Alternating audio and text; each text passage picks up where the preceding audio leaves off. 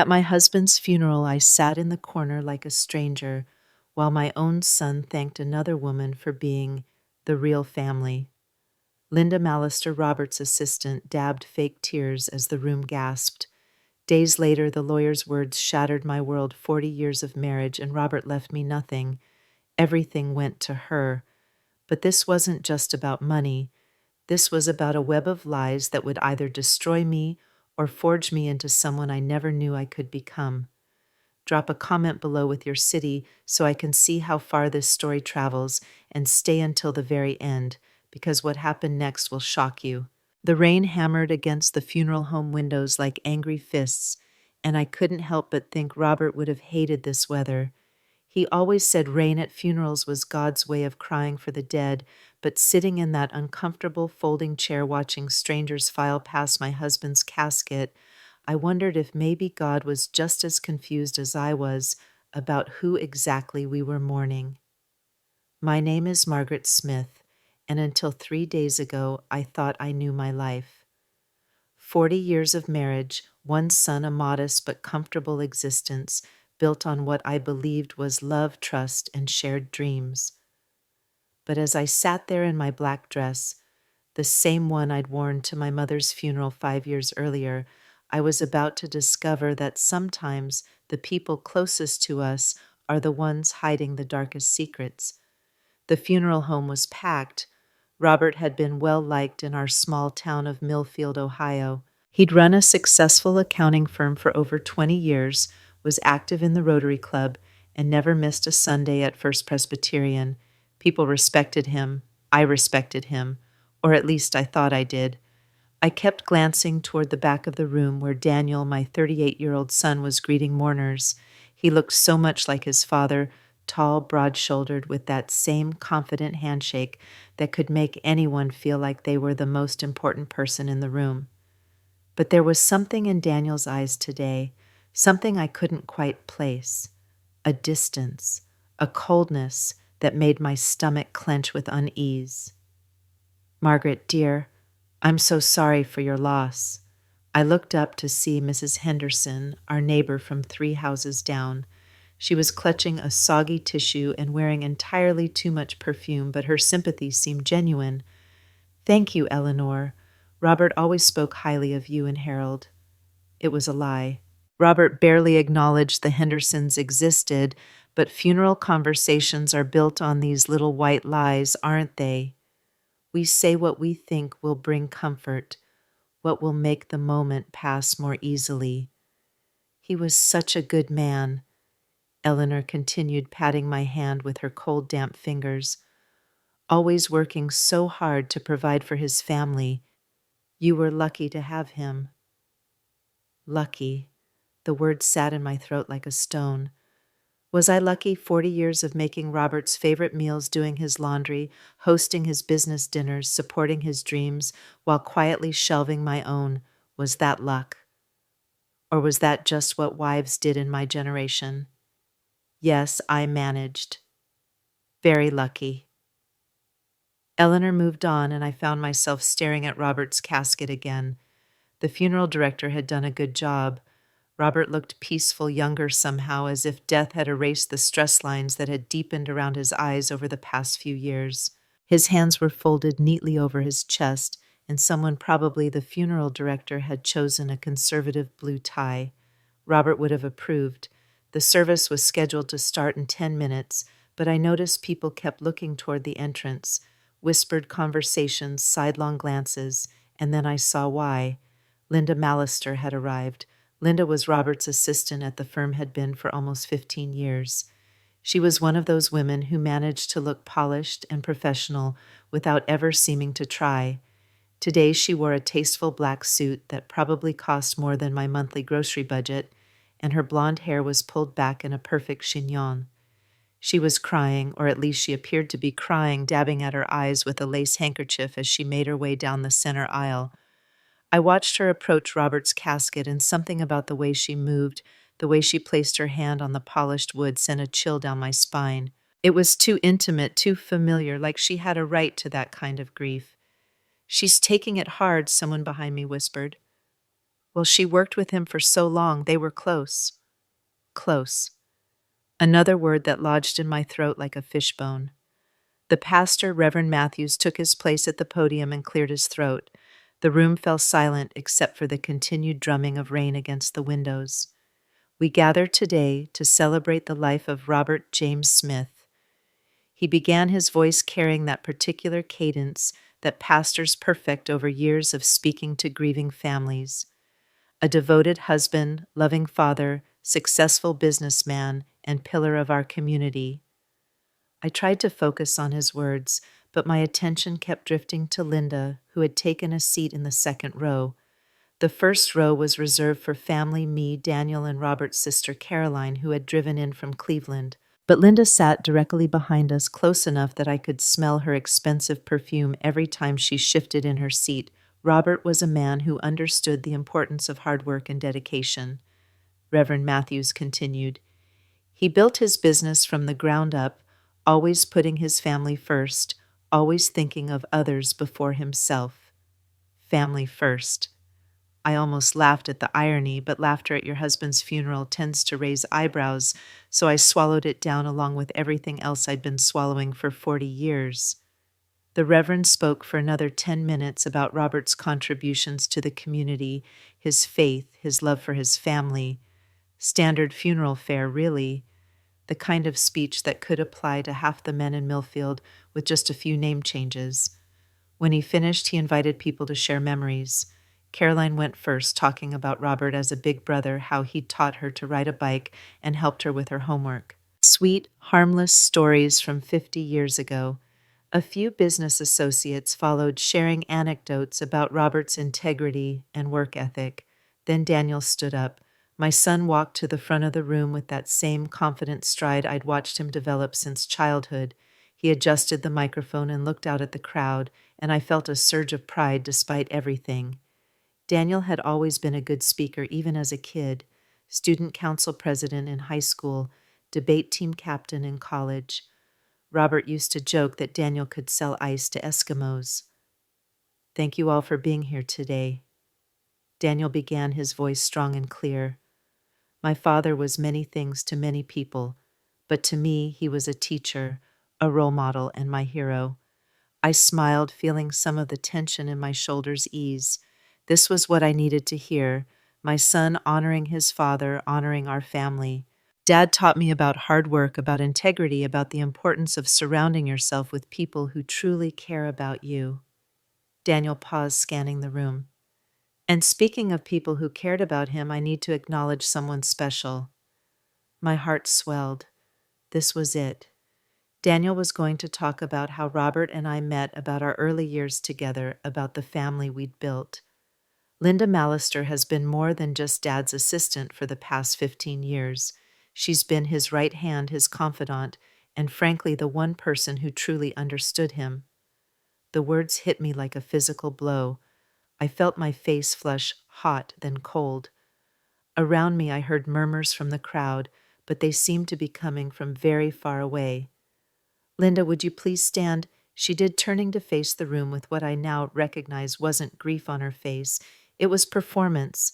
She dabbed at her eyes again and gave a small, brave smile to the crowd. My father often said that family isn't just about blood. It's about the people who show up for you, who support your dreams, who stand by you through the tough times. Daniel's eyes found mine for just a moment, and what I saw there made my stomach drop. Linda, you were truly family to him, and I know he would want me to thank you publicly for everything you did. The applause that followed felt like thunder in my ears. People were nodding, smiling at Linda, and she was accepting their attention with the grace of someone who had expected it all along. Meanwhile, I sat frozen in my chair, my hands clenched so tightly in my lap that my fingernails were digging crescents into my palms. Daniel continued talking, but I couldn't process the words anymore. Something about Robert's legacy, about carrying on his memory, about being grateful for the people who had made him who he was. But all I could think about was that phrase, the one person who truly understood him. What about me? What about 40 years of marriage, of being there through his struggles to build the business, through his father's death, through Daniel's difficult teenage years? What about all those nights I'd waited up for him when he worked late? All those business dinners where I played the perfect wife, smiling and making small talk while he networked and built his reputation. The service ended in a blur of handshakes and condolences. People filed past me offering the usual platitudes. He was a good man. You'll miss him terribly. He's in a better place now. I nodded and smiled and said thank you because that's what you do, but inside I felt like I was drowning. Linda approached as the crowd began to thin out. Up close, I could see that her tears had been carefully applied. Her makeup was still perfect, not a streak of mascara in sight. "Margaret, I just want you to know how sorry I am," she said, taking my hand in both of hers. Her grip was firm, confident. "Robert spoke about you often. He was so proud of the home you created together, the home I created, not the life we built, not the partnership we shared, the home, as if I were nothing more than an interior decorator who happened to live in the same house. Thank you, Linda. I know you and Robert worked closely together." We did. She squeezed my hands again, and there was something in her eyes, a flash of something that might have been triumph or satisfaction, or maybe just pity. "He was like a father to me, really. I don't know what I would have done without his guidance all these years." A father. The word choice seemed deliberate, calculated to wound. And it worked.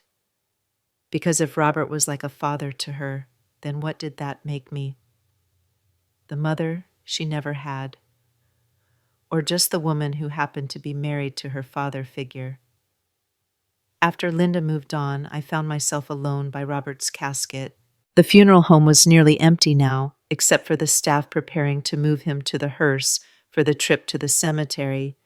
I stared down at my husband's face, looking for answers in features that would never change expression again. "Who were you really, Saul?" I whispered. "And who was I to you?" The ride to the cemetery was a nightmare of small talk and forced conversation. I sat in the front seat of the limousine next to Caroline with Daniel across from us. Linda had somehow ended up in the car directly behind us, visible through the rear window, like a constant reminder of my humiliation. "Daniel gave a beautiful speech," Caroline said, patting my knee. "Robert would have been so proud." "Yes," I managed. "Beautiful." Daniel was staring out the window, his jaw tight. When he finally spoke, his words cut through me like glass. "Mom, I hope you understand why I said what I did about Linda. Dad really did depend on her a lot, especially toward the end. The end, you know, when he was getting sicker, when he couldn't always make it to the office."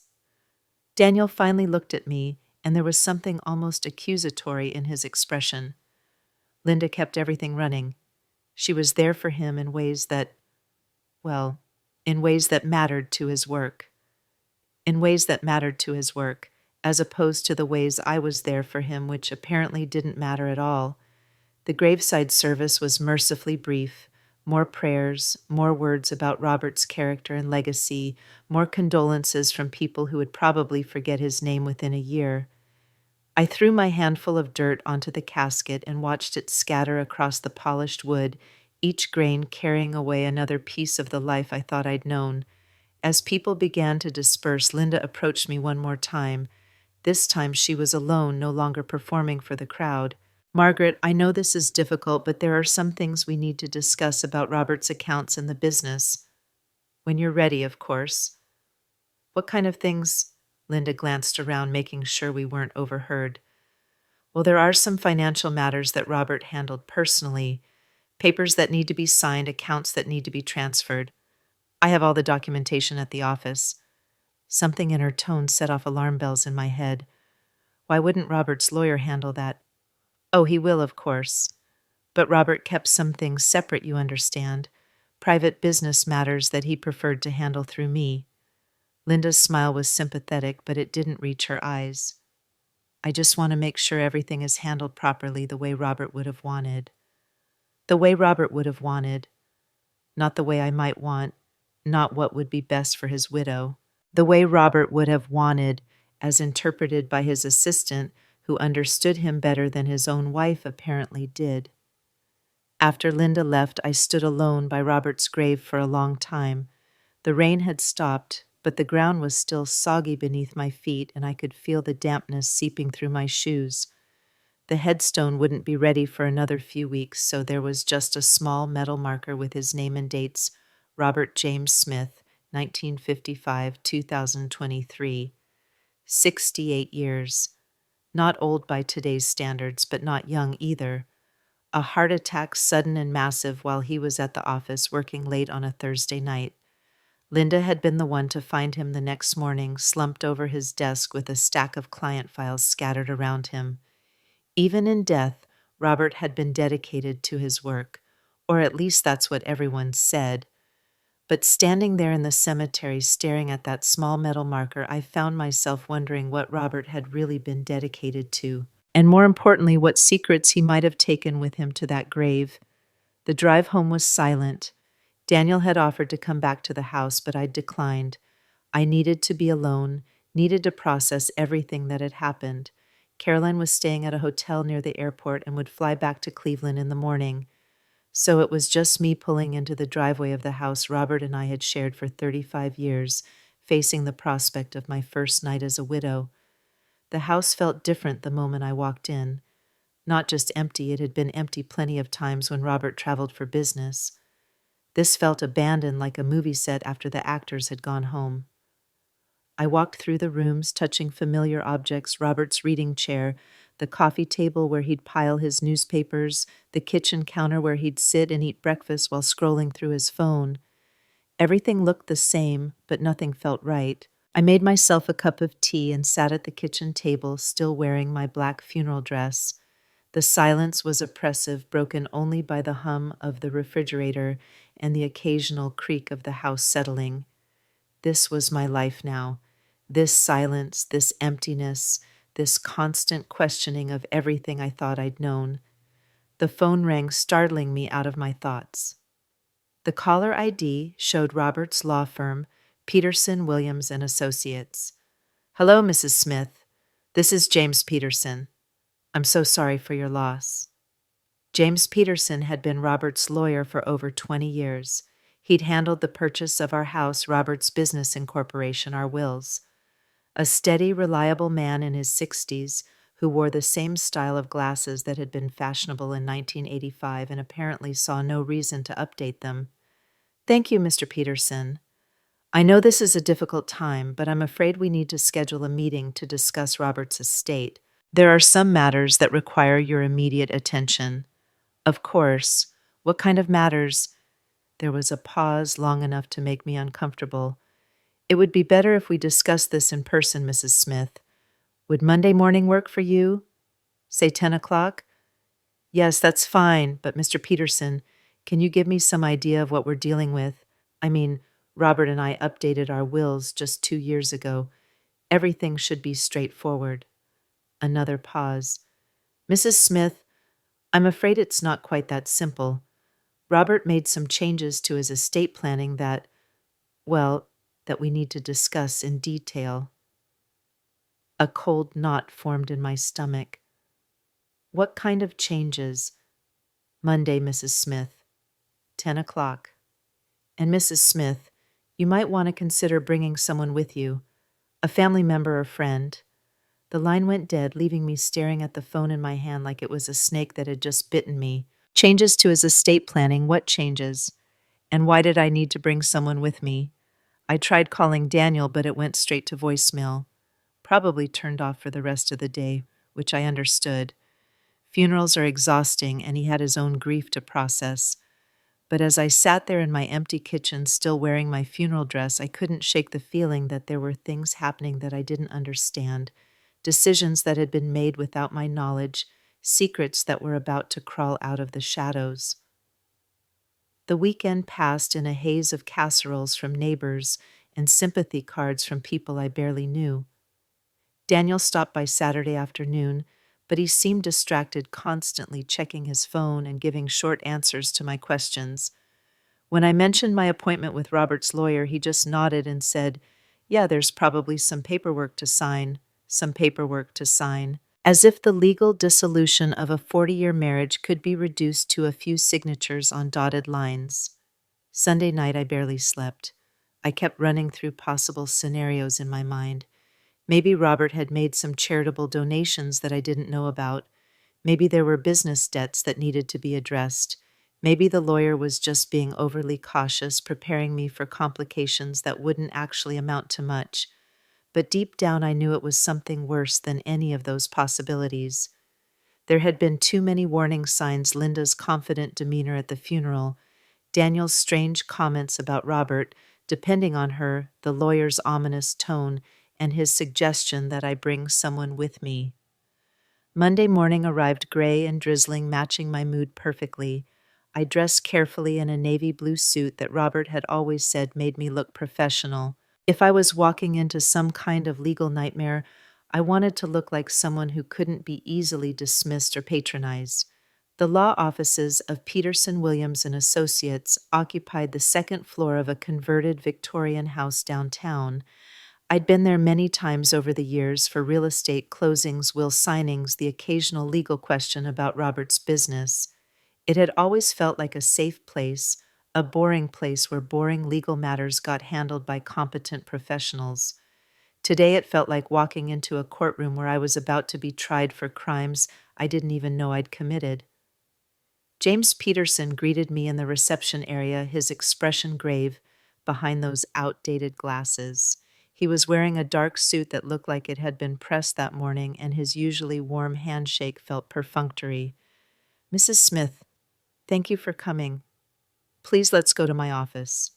I followed him down a hallway lined with law books and portraits of stern-looking men who had probably been partners in the firm decades ago. Peterson's office was exactly as I remembered it: mahogany desk, leather chairs, shelves full of legal volumes that looked like they hadn't been touched in years. But there was something different about the atmosphere. Peterson seemed nervous, fidgeting with papers on his desk and avoiding direct eye contact. "Can I offer you some coffee? Waters?" "No, thank you. I'd just like to know what this is about." Peterson nodded and pulled a thick manila folder from his desk drawer. "Mrs. Smith, I'm going to be direct with you because I believe that's what you deserve, even though this information is going to be difficult to hear." The knot in my stomach tightened. "Okay. 3 months ago, Robert came to see me. He said he wanted to make some changes to his estate planning. Significant changes." Peterson opened this folder and pulled out a document. "This is a new will that Robert signed on August 15th, 2023. It supersedes the previous will that you and Robert signed together in 2021. I stared at the document, but the words seemed to swim on the page. "What kind of changes?" "Mrs. Smith, in this new will, Robert has left the majority of his assets to Linda Mallister." The words hit me like a physical blow. I actually felt my vision narrow, as if I were looking through a tunnel. "What do you mean the majority to?" "I mean everything, Mrs. Smith. The business, the investment accounts, the life insurance policies, everything except the house, which he's left to you, and a small savings account containing approximately $12,000. I couldn't breathe.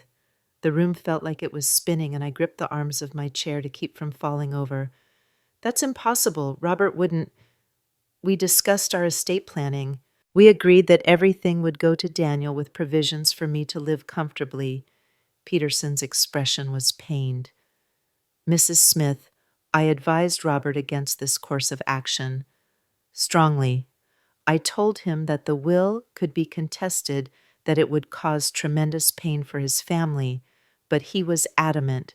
He said that Linda had been like a daughter to him, and that she had sacrificed her own opportunities to help build his business." Like a daughter. The same phrase Daniel had used at the funeral, the same phrase Linda herself had used, as if they'd all rehearsed this story together. "How much money are we talking about?" Peterson consulted another document. "The business is valued at approximately $2.3 million. The investment accounts total around $800,000. The life insurance policies pay out $500 or $1,000. And then there are various other assets, retirement accounts, bonds, some real estate investments. I did the math in my head and the number made me dizzy. Over $3 on $5 million. Money that Robert and I had built together over 40 years of marriage, money that I'd assumed would secure my future and Daniel's inheritance. All of it going to a woman who had been his employee. There has to be a mistake. Or maybe Robert was he ill? Having memory problems? This doesn't sound like something he would do in his right mind. I can assure you that Robert was completely lucid when he signed this will. He brought 2 witnesses with him, neither of whom were Linda Mallister, and he answered all my questions about his intentions clearly and rationally. The room was spinning faster now. I could feel sweat breaking out on my forehead despite the air conditioning. Did he say why? Did he explain why he was doing this to his family? Peterson leaned back in his chair, looking older than his 60-something years. He said that Linda had been more loyal to him than anyone else in his life. He said that you were strong enough to take care of yourself and that Daniel was successful enough that he didn't need an inheritance. Strong enough to take care of myself, as if 40 years of being a devoted wife was evidence that I didn't need or deserve my husband's support after his death. What about contesting the will? You said it could be contested. It can be, but I have to be honest with you, Mrs. Smith. Robert was very thorough. The will was properly witnessed and notarized. He was clearly competent when he signed it. Unless you can prove fraud or undue influence, it's going to be difficult to overturn. Undue influence. The phrase stuck in my mind like a splinter. What else would you call 15 years of a younger woman insinuating herself into an older man's life, convincing him that she was more deserving of his assets than his own family? I need to see Daniel. I said, standing up so quickly that I had to grab the desk to steady myself. He needs to know about this. Mrs. Smith, there's one more thing. Peterson's voice stopped me as I reached for the door handle, and Daniel already knows. I turned around slowly, afraid of what I was going to hear next. Robert asked me to inform Daniel of his intentions before the will was finalized. Daniel came to see me in September, and he said he understood his father's decision. He said that Linda had earned Robert's trust and gratitude, and that he respected his father's right to dispose of his assets as he saw fit. The betrayal hit me in waves. First Robert, then Linda, and now Daniel.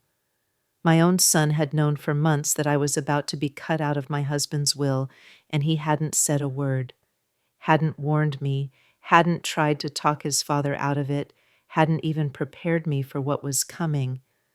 I stumbled out of Peterson's office in a daze, barely managing to make it to my car before the tears started.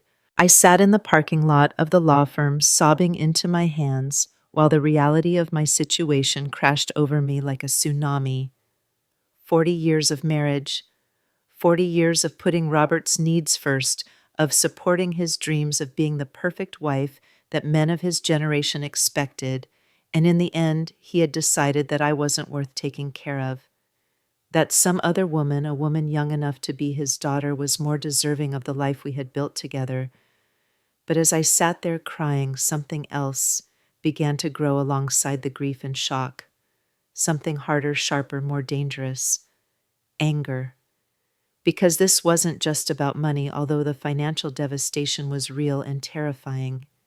This was about erasure, about being written out of my own story, dismissed as if 40 years of devotion meant nothing. And I was beginning to suspect that this wasn't just about Robert's misguided gratitude toward a loyal employee. No, the more I thought about it, the more convinced I became that there was something much darker going on here, something that Linda Mallister had orchestrated with the patience and precision of a spider spinning her web. As I drove home from the lawyer's office, my hands shaking on the steering wheel, I made myself a promise. I wasn't going to go quietly into this good night. I wasn't going to accept this betrayal with the grace and dignity that everyone probably expected from Robert Smith's widow. I was going to find out the truth about Linda Mallister and my husband. And if I discovered what I suspected I would find, I was going to fight back with everything I had. Because 40 years of being invisible had taught me how to see things that other people missed. And what I was beginning to see was a picture that would shock everyone who thought they knew Robert Smith and the woman who had so completely won his trust. The real story was just beginning, and this time I wasn't going to let anyone else write the ending. That night I couldn't eat, couldn't sleep, couldn't even cry anymore. I sat at my kitchen table with Robert's business files spread out before me. Boxes of documents I'd retrieved from his home office, desperate to find some explanation for what he'd done. The fluorescent light above the table hummed incessantly, casting harsh shadows across bank statements and tax returns that suddenly felt like archaeological evidence of a life I'd never really known. My hands trembled as I opened the first folder. Inside were copies of contracts, client agreements, and financial reports from Robert's accounting firm. Everything looked normal at first glance, the kind of boring paperwork that had funded our comfortable middle-class existence for decades. But as I dug deeper, patterns began to emerge that made my stomach churn. There were payments to Linda, lots of them, monthly deposits labeled as consulting fees and administrative bonuses that seemed excessive even for a valued employee. I pulled out my calculator and started adding up the numbers, and what I found made me dizzy all over again. Over the past 5 years alone, Robert had paid Linda over $200,000 in bonuses and consulting fees money that should have been business profit money that should have come home to our family. But that wasn't even the worst part. The worst part was the timing. The largest payments had been made during periods when Robert claimed the business was struggling, when he told me we needed to tighten our belts and postpone the kitchen renovation I'd been wanting. I remembered those conversations now with crystal clarity. 2 years ago, when I'd suggested we take a vacation to celebrate our 38th wedding anniversary, Robert had shaken his head sadly and said the business wasn't doing well enough for that kind of expense. But according to these records, he'd paid Linda a $15,000 performance bonus that same month. My phone rang, jarring me out of my calculations. The caller ID showed Daniel's number. "Mom, I heard you met with Peterson today." His voice was careful, measured. Not the voice of a son comforting his grieving mother, but the voice of someone who already knew what bomb had exploded in that law office. "You knew," I said. It wasn't a question.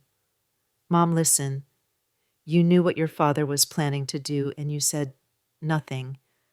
For months you knew, and you let me sit at that funeral completely unaware that I'd been erased from my own husband's will. It wasn't my place to interfere with Dad's wishes." The coldness in his voice stunned me. This was my son, the boy I'd nursed through fevers and helped with homework and cheered for at every little league game.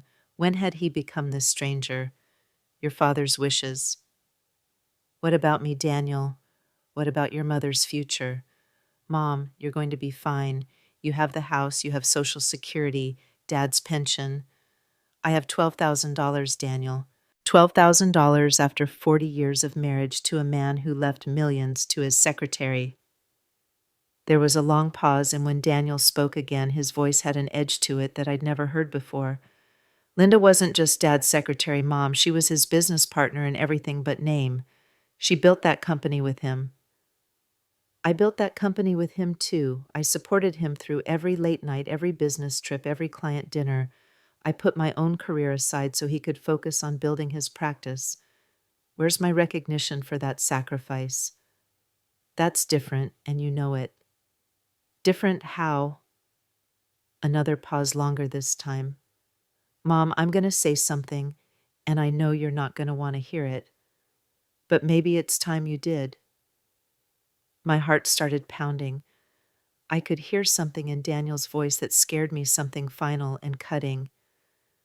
Dad always said you were the strongest person he knew. Too strong sometimes. He said you never really needed him the way Linda did. You never appreciated what he was trying to build because you were always focused on what you didn't have instead of what you did have. The words hit me like physical blows. Each sentence felt calculated to wound to justify what couldn't be justified. So this is my fault. I'm being punished for being strong. You're not being punished, Mom. You're just not being rewarded for something Dad didn't think you needed. I stared at the financial documents spread across my kitchen table, at the evidence of years of deception and misdirected loyalty, and something inside me snapped. Get out, I whispered. What? Get out of my house. Now. Mom, you're upset. Let's talk about this one. Get out. I hung up the phone and threw it across the kitchen where it clattered against the refrigerator and fell to the floor in pieces.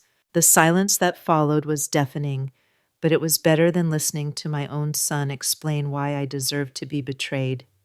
I went back to the financial documents with a vengeance fueled now by an anger so pure it felt like medicine.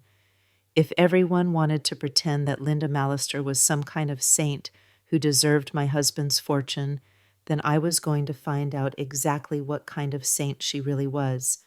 It took me 3 days of methodical searching, but I found it. Buried in a folder marked miscellaneous business expenses was a receipt that made my blood run cold. A hotel receipt from the Marriott downtown dated 18 months ago for a room booked under Robert's name. But according to his business calendar, which I'd always helped him maintain, he was supposed to have been at a client meeting in Columbus that day. I stared at that receipt until the numbers blurred my mind, racing through the implications. Robert had lied to me about his whereabouts. He'd paid for a hotel room in our own city, a room he had no legitimate business reason to book. The next morning, I drove to the Marriott. I knew it was probably pointless. Hotels don't keep detailed records of who actually stayed in rooms, and even if they did, they wouldn't share that information with a random widow 18 months after the fact. But I had to try. The desk clerk, a young woman with pink streaks in her hair and too much eye makeup, looked at me like I was speaking a foreign language when I showed her the receipt. Ma'am, I can't give out information about guests even if you are his widow. It's against hotel policy. I understand. I'm trying to piece together some business expenses for tax purposes. The receipt doesn't show who was actually in the room. She shrugged. Even if it did, I couldn't tell you. Sorry. I was turning to leave when she called after me. But you know what Brenda might remember. She's been working the front desk here for like 10 years. She remembers everybody. Brenda turned out to be a woman in her 50s, with short gray hair and kind eyes behind wire-rimmed glasses. When I showed her Robert's picture, a business headshot from his website, her expression changed immediately. Oh, I remember him. Mr. Smith, right? He used to come in pretty regularly with that blonde woman. Real classy lady, always dressed nice. My heart started pounding so hard I could hear it in my ears. Blonde woman. Yeah, they always booked 2 rooms, but... Brenda glanced around to make sure no one was listening, then leaned closer. Look, honey, I've been working hotels for 20 years. I can tell when people are trying to be discreet about being together, if you know what I mean. How often did they come here? Maybe once a month, always weekday afternoons, never stayed overnight, and they always paid cash. Brenda's expression softened when she saw my face. Honey, are you okay? You look like you're about to faint. I thanked her and stumbled out of the hotel lobby, my legs shaking so badly I could barely make it to my car. Once inside, I sat behind the wheel and tried to process what I'd just learned. Robert and Linda had been having an affair.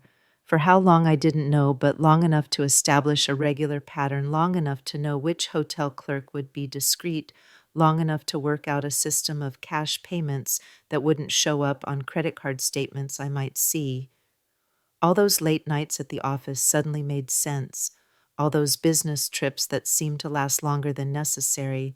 All those times Robert had been distant and distracted when he came home, claiming he was just tired from work stress. I drove home in a daze, my mind spinning with the implications.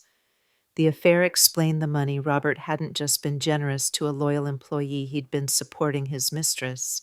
It explained the will. He'd left his fortune to the woman he really loved, not the wife he'd grown tired of. And it explained Daniel's attitude he'd known maybe for years and had chosen to side with his father's deception rather than his mother's humiliation. That afternoon, I did something I hadn't done in years. I called my old friend Ruth Palmer. Ruth and I had worked together at the insurance company before I'd quit to focus on supporting Robert's growing business. We'd stayed in touch sporadically over the years, but life had a way of pulling old friendships in different directions. Ruth had never married, had built a successful career as a private investigator, and had always been the kind of person who saw through people's facades with uncomfortable accuracy. Margaret, my God, I was so sorry to hear about Robert. How are you holding up? Just hearing a friendly voice made me start crying again. Ruth, I need help. I think I'm losing my mind. What's wrong, honey? I told her everything. The funeral speech, the will, the financial records, the hotel receipt, Daniel's betrayal. Ruth listened without interrupting, making occasional sympathetic noises, but mostly just letting me pour out the whole horrible story. When I finished, there was a long silence. Margaret, you're not losing your mind. You're being systematically screwed over by people who think you're too naive or too weak to fight back. What am I supposed to do? Everyone keeps telling me that Robert had the right to leave his money to whoever he wanted. Sure, he had the right, but that doesn't mean he exercised that right honestly. What you're describing sounds like a classic case of financial manipulation and elder abuse. Elder abuse, Robert was only 68. Doesn't matter. When someone uses emotional manipulation to get an older person to change their will in their favor, that's financial elder abuse. And if this Linda woman was having an affair with your husband while convincing him to disinherit his family, that's fraud. For the first time in days, I felt a flicker of hope. You really think so? I know so. Margaret, I want you to gather every financial document you can find. Bank statements, business records, tax returns, everything. Can you do that? I already started. Good. And I want you to write down everything you can remember about Robert's behavior over the past few years. Any changes in his routine, any conversations about Linda, anything that seemed strange at the time. I spent the next week following Ruth's instructions, turning my dining room into a war room of evidence. I made copies of every suspicious financial transaction, every unexplained hotel receipt, every business expense that seemed designed to benefit Linda rather than the company's legitimate operations. But it was the personal evidence that really broke my heart. Going through Robert's things with the eyes of a detective rather than a grieving widow, I found text messages on an old phone he'd left in his sock drawer, messages that made me sick to my stomach. Can't wait to see you tomorrow. Room 412 as usual. L. You make me feel young again. Thank you for understanding me in ways she never could. R. I love you too. Soon we won't have to hide anymore. L. That last message was dated just 2 months before Robert's death. Soon we won't have to hide anymore. Had they been planning to end his marriage? Had Robert been working up the courage to ask for a divorce when his heart attack prevented him from having to make that choice? Ruth came over on Thursday evening to review what I'd found. She spread the documents across my dining room table like a detective working a murder case, her reading glasses perched on her nose as she made notes in a legal pad. This is good, Margaret. Really good. Look at this pattern here. She pointed to a series of bank statements. Every time Robert made one of these large bonus payments to Linda, it was within a few days of a deposit from a major client. He was essentially giving her a percentage of every big contract that came in. Is that illegal? Maybe not illegal, but it's definitely unethical if he was hiding it from his business partners and his family. And look at this. She picked up another document. This life insurance policy, naming Linda as the beneficiary, it was purchased just 6 months ago.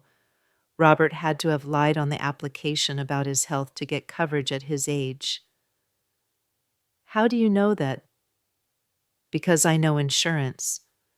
A healthy 68-year-old man doesn't get a $500,000 policy without a thorough physical and medical history review. But a man who's already had warning signs of heart problems, that's a different story. Ruth continued her analysis, and with each revelation, the scope of Robert and Linda's deception became clearer. This wasn't just an affair that had gotten out of hand. This was a calculated multi-year plan to transfer as much of Robert's wealth as possible to Linda with or without his death. "Here's what I think happened," Ruth said finally. "Linda seduced your husband probably gradually over several years. She made him feel appreciated and understood in ways that he felt his marriage didn't provide. Once she had emotional control over him, she started encouraging him to show his appreciation through financial gifts. But he was an accountant. He was smart about money. Smart about other people's money, maybe. But when it comes to their own finances, people in love do incredibly stupid things. And Linda clearly understood that. Ruth showed me how Linda had escalated her requests over time. First, it was small bonuses and gifts. Then it was business investments that benefited her personally. Finally, it was the life insurance policies and the new will. She played a long game, Margaret. This woman is a predator, and your husband was her mark. The evidence was overwhelming, but I still felt lost. So what do I do with all this? Take it to the police. The police won't be interested unless we can prove actual fraud, and that's going to be difficult. Robert was competent when he signed these documents, and Linda was smart enough to make most of it look legitimate on the surface. Then what's the point? I'm still going to lose everything. Ruth leaned back in her chair and studied me for a long moment. "Margaret, how badly do you want to fight this?" "What do you mean?" "I mean, are you willing to get your hands dirty? Are you willing to play hardball with people who have been playing hardball with you for years?" I thought about Daniel's cold dismissal of my pain, about Linda's fake tears at the funeral, about Robert's betrayal of everything our marriage was supposed to represent. I thought about the 40 years I'd spent being the good wife, the supportive partner, the woman who never made waves or demanded too much. "Yes," I said, "I'm willing to fight." Ruth smiled, and there was something almost predatory in her expression. "Good, because I have some ideas." Over the next 2 weeks, Ruth and I worked together to build what she called leverage. She used her contacts in the private investigation business to dig deeper into Linda's background, while I continued mining Robert's files for evidence of financial irregularities. What we found was explosive. Linda Mallister wasn't just Robert's mistress and beneficiary. She was a woman with a pattern of targeting older wealthy men. Ruth's investigation revealed that before coming to work for Robert, Linda had been involved with at least 2 other men under suspicious circumstances. Her previous employer, a 70-year-old widower who owned a successful restaurant chain, had died of a stroke 3 years earlier. His family had contested his will, which left a substantial portion of his estate to Linda, but they'd eventually settled out of court for an undisclosed amount. Before that, Linda had been briefly married to a man 20 years her senior who died in a car accident just 18 months after their wedding. She'd inherited his house and life insurance, then sold everything and moved to our town shortly afterward. "She's what we call a black widow," Ruth explained. "She targets vulnerable men with money, gets them emotionally dependent on her, then positions herself to inherit when they die." But Robert wasn't vulnerable. He was successful, confident. He was a 60-something man in a 40-year marriage who probably felt invisible and unappreciated. Trust me, that's exactly the kind of vulnerability women like Linda specialize in exploiting. Ruth also found evidence that Linda had been siphoning money from Robert's business in ways that went beyond the bonuses documented in his files. She'd been using the company credit cards for personal expenses, charging vacations and luxury purchases as business expenses. She'd even forged Robert's signature on several checks made out to cash checks that coincidentally matched deposits in her personal bank account. "This is actual embezzlement," Ruth said, pointing to copies of the forged checks, "and we can prove it." "How?" "Because your husband was meticulous about his handwriting, and Linda was sloppy about her forgeries. Look at these signatures." Ruth spread out photocopies of legitimate documents signed by Robert alongside the suspicious checks. See how his real signature has this distinctive loop in the R, and the way he crosses his T's the forgeries don't match. Any handwriting expert would be able to spot the difference. Finally, we had something concrete. Evidence of actual crimes, not just moral betrayals, but Ruth warned me that going to the police was still risky. The problem is that Robert's dead, so he can't testify that he didn't authorize these transactions. Linda will claim he gave her permission to sign his name for convenience, and without Robert to contradict her, it becomes a he said, she said situation. Then what good does the evidence do us? Ruth's smile was sharp as a knife. It gives us what we need to negotiate. She explained her plan. Instead of going to the police or trying to contest the will in court, both expensive and uncertain options, we were going to confront Linda directly with the evidence of her embezzlement and fraud. We'd offer her a choice return the money she'd stolen and renounce her claim to Robert's estate or face criminal charges and public exposure. You think she'll go for that? I think she's smart enough to know when she's been caught, and I think she's arrogant enough to believe she can negotiate her way out of this. The confrontation was set for the following Tuesday at Robert's office. Linda still had keys and had been going there regularly to wrap up business affairs, or more likely to destroy evidence and transfer any remaining assets she could get her hands on. Ruth and I arrived at the office building at 9 a.m. armed with 2 thick folders of evidence and a portable tape recorder. Linda's car was already in the parking lot, a sleek silver BMW that probably cost more than I'd spent on cars in the past 10 years. The office door was unlocked, and we found Linda sitting behind Robert's desk looking through files with the casual confidence of someone who believed she owned the place. She looked up when we entered, and I saw a flicker of surprise cross her face before she composed herself. "Margaret, what a surprise. I wasn't expecting you today." "I'm sure you weren't." I sat down in the chair across from the desk, the same chair where I'd sat dozens of times over the years when I'd stopped by to bring Robert lunch or pick him up for appointments. "We need to talk." Linda's eyes shifted to Ruth, clearly trying to figure out who she was and why she was there. "Of course, though I should mention I was just going through some final paperwork. There are still some business matters that need to be resolved before you finish stealing everything that isn't nailed down," Ruth interrupted. Linda's composure slipped for just a moment, but she recovered quickly. "I'm sorry. Who are you exactly?" "I'm Ruth Palmer, and I'm a private investigator. I've been helping Margaret look into some irregularities in Robert's financial records." "Irregularities." Linda's voice was carefully neutral, but I could see tension in the way she held her shoulders. Ruth opened the first folder and pulled out copies of the forged checks. She spread them across the desk in front of Linda like a dealer laying out a winning hand. "Let's start with these. 17 checks made out to cash over the past 2 years, totaling $127,000, all signed with Robert's name but not by Robert." Linda barely glanced at the papers. "Robert often asked me to sign documents for him. It was part of my job responsibilities, including checks made out to cash for amounts that happened to match deposits in your personal bank account." This time Linda did look at the checks, and I saw her face pale slightly. Robert knew about those deposits. They were bonuses and reimbursements for business expenses. Ruth pulled out the next set of documents. "Speaking of business expenses, let's talk about these credit card charges. Vacations to Florida, jewelry purchases, spa treatments, all charged to the company credit card, all for your personal benefit." "Those were business trips and legitimate client entertainment expenses." "Really?" "Because I called the hotel in Miami where you charged 3 nights last March. They said you checked in alone and spent your time at the pool and spa. Doesn't sound like business to me."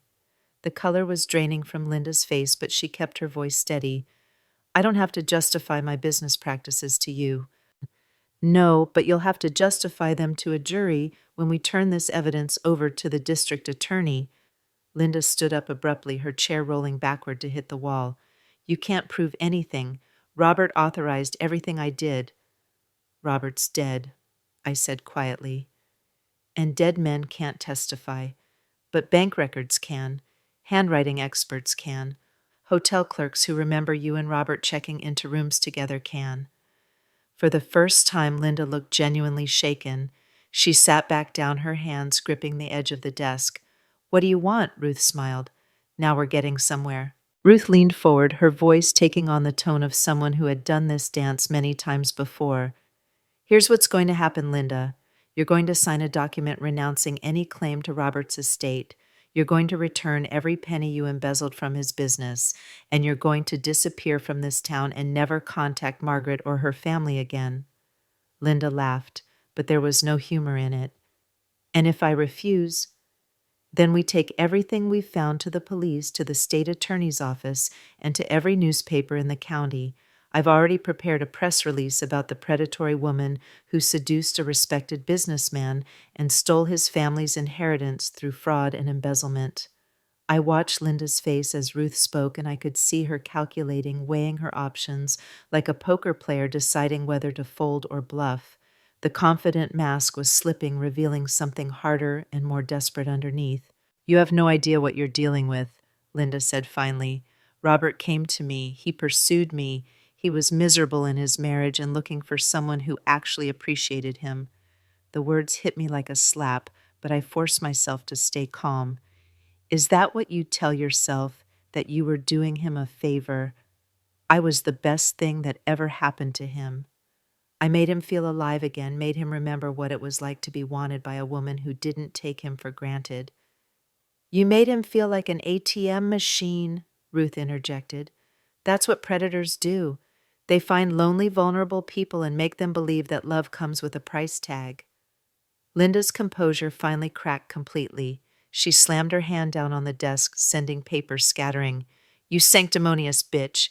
You have no idea what Robert and I had together. What we shared was real." "What you shared was his bank account," I said, "and apparently several hotel rooms. At least I made him happy. When was the last time you made Robert smile, Margaret? When was the last time he looked at you the way a man looks at a woman he actually desires?" The cruelty in her voice was breathtaking, but instead of crushing me, it filled me with a cold, clear rage that felt almost liberating. "When was the last time you did an honest day's work, Linda? When was the last time you earned something instead of stealing it?" She stood up again, her face flushed with anger. "I earned every penny Robert gave me. I worked 16-hour days building that business with him. I sacrificed my own opportunities to make him successful. You falsified business records, embezzled company funds, and manipulated a lonely man into betraying his family," Ruth said calmly. "That's not work. That's fraud." Linda walked to the window, staring out at the parking lot as if she could find escape in the view of suburban office buildings and strip malls. When she spoke again, her voice was quieter but no less venomous. "You want to know the truth? Margaret Roberts stopped loving you years ago. He told me so. He said living with you was like being married to his mother, all duty and obligation and no passion. He stayed because he was too much of a coward to leave, not because he wanted to be there." Each word was designed to wound, to make me doubt everything I'd believed about my marriage. But somewhere in the middle of her cruel litany, I realized something important. I didn't care anymore whether Robert had loved me at the end. What mattered was that he had betrayed me and she had helped him do it, and now they both thought I was too weak to fight back. "Maybe he did stop loving me," I said, "but that doesn't give you the right to steal from his family." "I didn't steal anything. Everything he gave me was given freely." Ruth pulled out another document from her folder, including this life insurance policy that was purchased under fraudulent circumstances. Robert lied about his medical history on the application. That makes the policy invalid and the claim fraudulent. Linda spun around from the window. "What are you talking about?" "Robert's medical records show he'd been having chest pains and irregular heartbeat for over a year before he died. But the insurance application claims he had no history of heart problems. That's fraud, Linda. Insurance fraud is a federal offense." For the first time, Linda looked genuinely frightened. Robert filled out that application himself. I had nothing to do with it. But you're the beneficiary of a fraudulent policy. That makes you complicit. And when the insurance company investigates, which they will once we contact them, they'll discover all the other irregularities in Robert's finances. The embezzlement, the forged checks, the hidden assets. Linda sank back into Robert's chair, and I could see her mind racing through the implications. What exactly are you asking for? Ruth pulled out a legal document from the second folder. This is a comprehensive settlement agreement. You sign over all claim to Robert's estate except for legitimate back wages, which we calculate at approximately $45,000. You repay all the money you embezzled, which totals $127,000 in forged checks, plus $38,000 in fraudulent credit card charges. And you agree to leave town within 30 days and have no further contact with Margaret or her son. That's insane. I can't pay back money I don't have. You have Robert's life insurance money. You have the BMW in the parking lot. You have the jewelry and other gifts he bought you. Liquidate it all. Linda was quiet for a long time, staring at the settlement document like it was a death warrant. And if I agree to this, you won't go to the police. We won't go to the police about the embezzlement. But Margaret reserves the right to contest the will on the grounds of fraud and undue influence.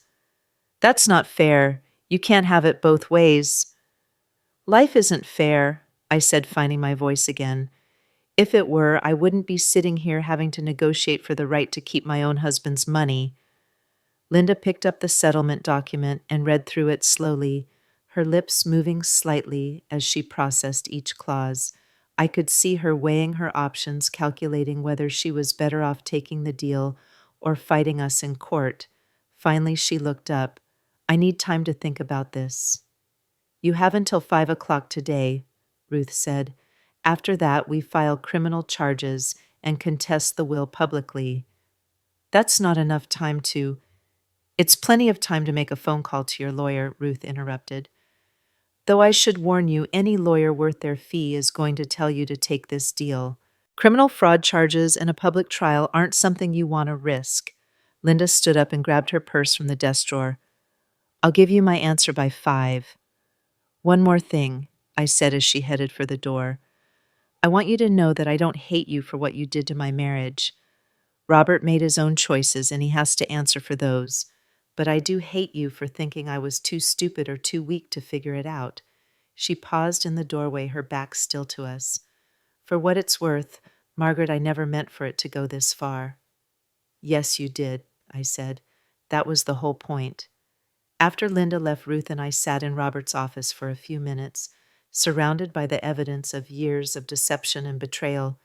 The afternoon sun was streaming through the windows, casting long shadows across the desk where my husband had conducted his secret life.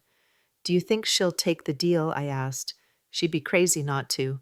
But then again, she was crazy enough to think she could get away with this in the first place. Ruth was right, of course. Linda was trapped and she knew it.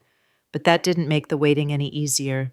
We spent the rest of the day at my house going over the settlement documents and preparing for both possibilities, Linda's acceptance or her refusal.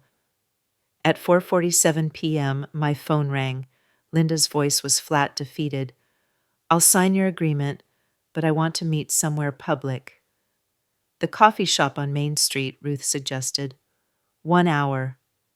The Millfield Cafe was nearly empty when we arrived, just a few elderly men nursing coffee and reading newspapers in the corner booths.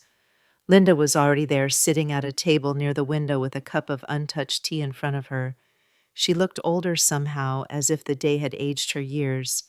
She didn't say anything when we sat down, just pulled the signed settlement agreement from her purse and slid it across the table. Ruth examined it carefully, checking every signature and initial. The money, Ruth asked. Linda opened a manila envelope and pulled out a cashier's check. This is everything I can liquidate immediately. The insurance money, my savings, the proceeds from selling some jewelry. It's $180,000. That covers the embezzlement and gives you extra for your legal fees. I stared at the check, barely able to process that it was real. 6 hours ago, I'd been facing financial ruin. Now I was looking at enough money to secure my future, maybe not in the style Robert's full estate would have provided, but enough to live comfortably. What about the BMW? Ruth asked. I need it to leave town. Consider it part of my severance package. Ruth looked like she was going to argue, but I shook my head. I didn't care about the car. I just wanted this to be over. There's one more thing, Linda said, reaching into her purse again. She pulled out a small stack of letters tied with a blue ribbon. These are letters Robert wrote to me over the past 2 years. Personal letters. I thought you might want to burn them. I looked at the letters, and for a moment I felt tempted to read them to finally understand what Robert had been thinking and feeling during his betrayal. But then I realized I didn't want to know. Whatever he'd written to her, whatever promises he'd made or feelings he'd expressed, they were part of a lie, and I was tired of living with lies. Keep them, I said, or throw them away. I don't care. Linda nodded and put the letters back in her purse. For what it's worth, I am sorry it ended this way. No, you're not, I said. You're sorry you got caught. She didn't deny it. She finished her tea in silence, then stood up to leave. Margaret, she said as she reached the door, he did love you once, in the beginning. That wasn't a lie. I know, I said, but that makes it worse, not better. After Linda left, Ruth and I sat in the cafe for another hour, not talking much, just processing what had happened.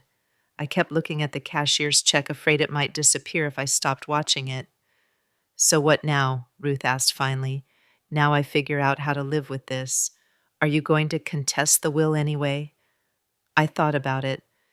The settlement gave me enough money to live on, but it was still far from the full inheritance I should have received. I could use Linda's confession and the evidence we'd gathered to challenge Robert's will, maybe get back some of what was rightfully mine. But I was exhausted. The past weeks had drained me emotionally and physically, and the thought of months or years of legal battles felt overwhelming. I don't think so, I said finally. This feels like enough. Enough for what? Enough to prove to myself that I'm not the victim everyone thought I was. Ruth smiled. You know, when you first called me, I thought you were going to need me to hold your hand through this whole process. But you're tougher than I remembered. I'm tougher than I remembered, too. The drive home felt different than any drive I'd taken in months. For the first time since Robert's funeral, I wasn't consumed with anger or grief or confusion. I felt clear-focused, almost calm. Linda was gone, the money was recovered, and I had proven to myself that 40 years of marriage hadn't turned me into the helpless victim everyone expected me to be. But there was still one more confrontation waiting for me. Daniel was sitting on my front porch when I pulled into the driveway. He looked tired and older than his 38 years, and I could see something in his posture that suggested he already knew what had happened. Mom, we need to talk. I led us into the house and made coffee, moving through the familiar motions while Daniel sat at the kitchen table in silence. When I finally joined him, he was staring at his hands like they held answers to questions he didn't know how to ask. Linda called me, he said finally. She told me what happened today. And I wanted to apologize. I should have warned you about Dad's will. I should have stood up for you instead of just accepting his decision.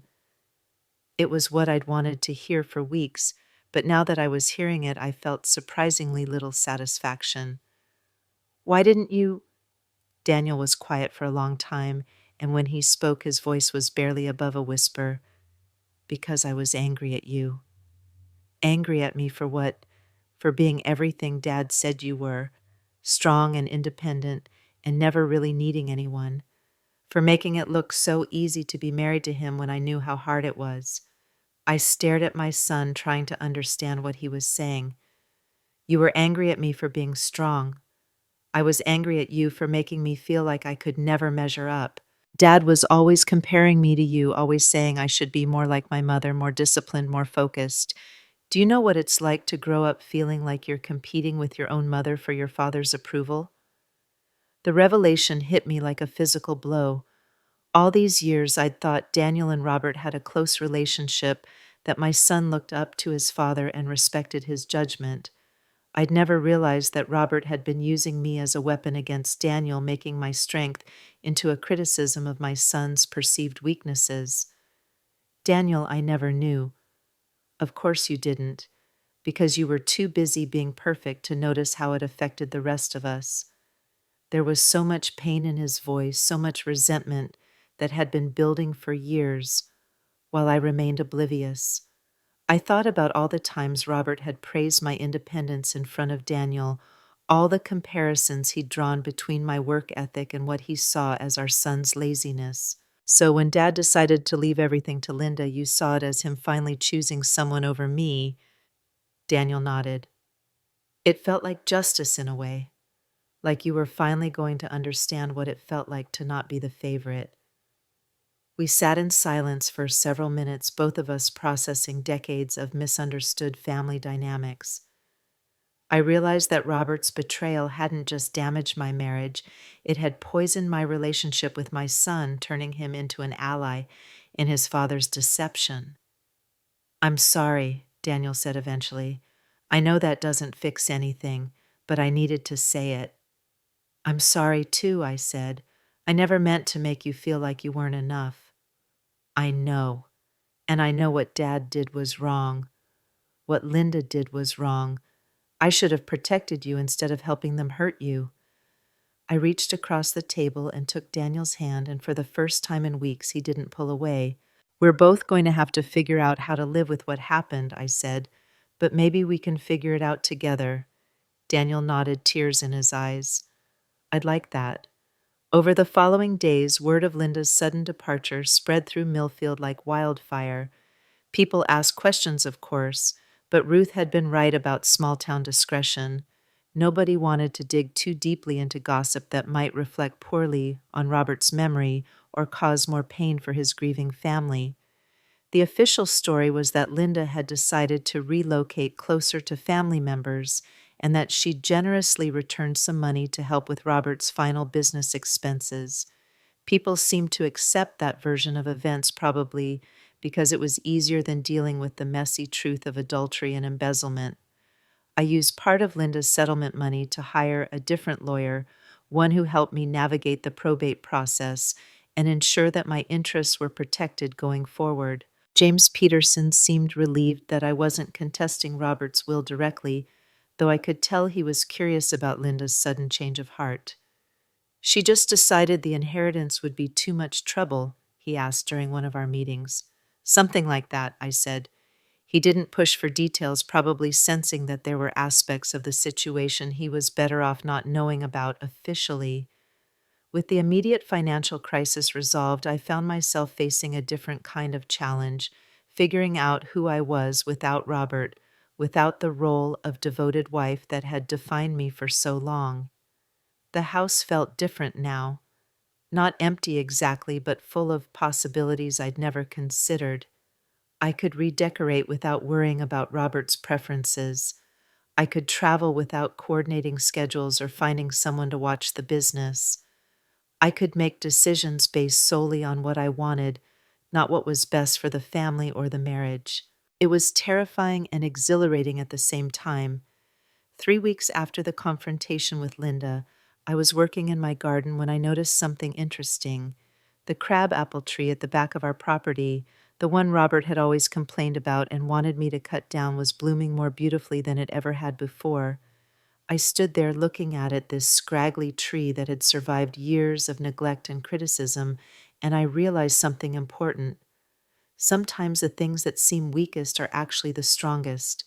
Sometimes survival requires not just enduring damage, but growing stronger because of it. Daniel came by that evening for dinner, something that was becoming a regular occurrence as we worked to rebuild our relationship. He found me still in the garden, sitting on the old wooden bench Robert had built years ago, staring at the crabapple tree. "Mom, you okay out here?" "I'm good," I said, and I realized I meant it. I was just thinking about Dad. About trees, actually, and about how sometimes the things we want to get rid of turn out to be the things that survive the longest. Daniel sat down beside me on the bench. "That sounds very philosophical. Maybe I'm becoming a philosopher in my old age. You're not old, Mom. You're just different, stronger, I think. I looked at my son, this man who had been caught in the middle of his parents' complicated relationship and had made terrible choices because of it. But he was trying to do better now, and that had to count for something. I think we're both different now, I said. The question is whether we're different in good ways or bad ways. I think good ways, Daniel said. I think Dad's death, as awful as it was, maybe freed us both from some things that weren't working. He was right. Robert's death had destroyed my marriage and my financial security, but it had also revealed truths that had been hidden for years. It had shown me that I was capable of fighting for myself when I needed to, and it had given me the chance to build an honest relationship with my son for the first time since he'd become an adult. Daniel, can I ask you something? Sure. Do you think less of your father now because of what he did? My son was quiet for a long time, staring at the crabapple tree with its defiant display of pink and white blossoms. I think he was human, he said finally. I think he made some really terrible choices, and I think he hurt people he should have protected. But I also think he was trying to find something that would make him happy, and he just went about it in the worst possible way. It was a more generous assessment than I was capable of making, but I respected Daniel's need to find some way to forgive his father. I think I understand why he fell for Linda, I continued. She made him feel special, important, desired, things that maybe I hadn't made him feel in a long time. Mom, that's not your fault. Maybe not entirely, but I think I stopped really seeing him somewhere along the way. I got so focused on being a good wife that I forgot to be a loving one. You can't blame yourself for his choices. I'm not blaming myself. I'm just trying to understand how 40 years of marriage could end the way it did. We sat in comfortable silence as the sun set behind the trees, painting the sky in shades of pink and orange that seemed to echo the colors of the crabapple blossoms. For the first time since Robert's funeral, I felt something approaching peace. But peace, I was learning, wasn't the same thing as resolution. There were still questions that might never be answered, wounds that might never fully heal, consequences that would ripple through our lives for years to come. The next morning, I was surprised to receive a call from Carolyn, Robert's sister. She'd returned to Cleveland after the funeral, and we'd spoken only briefly since then. Margaret, I hope you don't mind me calling, but I heard some rumors about Linda leaving town, and I wanted to make sure you were okay. I'm fine, Caroline. Better than fine, actually. I never liked that woman, so, Caroline said bluntly. There was something calculating about her, the way she moved in on Robert after his heart episode 2 years ago. His heart episode. You didn't know Robert had a mild heart attack in 2021. He didn't want anyone to worry, so he swore me to secrecy. But that's when Linda really started inserting herself into his life, offering to take on more responsibilities at work, being there for him when he was scared about his health. Another piece of the puzzle clicked into place. Linda hadn't just seduced a lonely husband, she targeted a man who was facing his own mortality, who was vulnerable and frightened and looking for someone to make him feel alive again. Caroline, why didn't you tell me this sooner? Because Robert made me promise and because I thought you knew. I assumed he would have told his wife about something that important. But Robert hadn't told me. Just like he hadn't told me about the affair, the money, or the new will. He'd shared his fears and vulnerabilities with everyone except the woman who was supposed to be his closest partner. After Caroline hung up, I sat in my kitchen thinking about the man I'd been married to for 40 years. How many other secrets had he kept?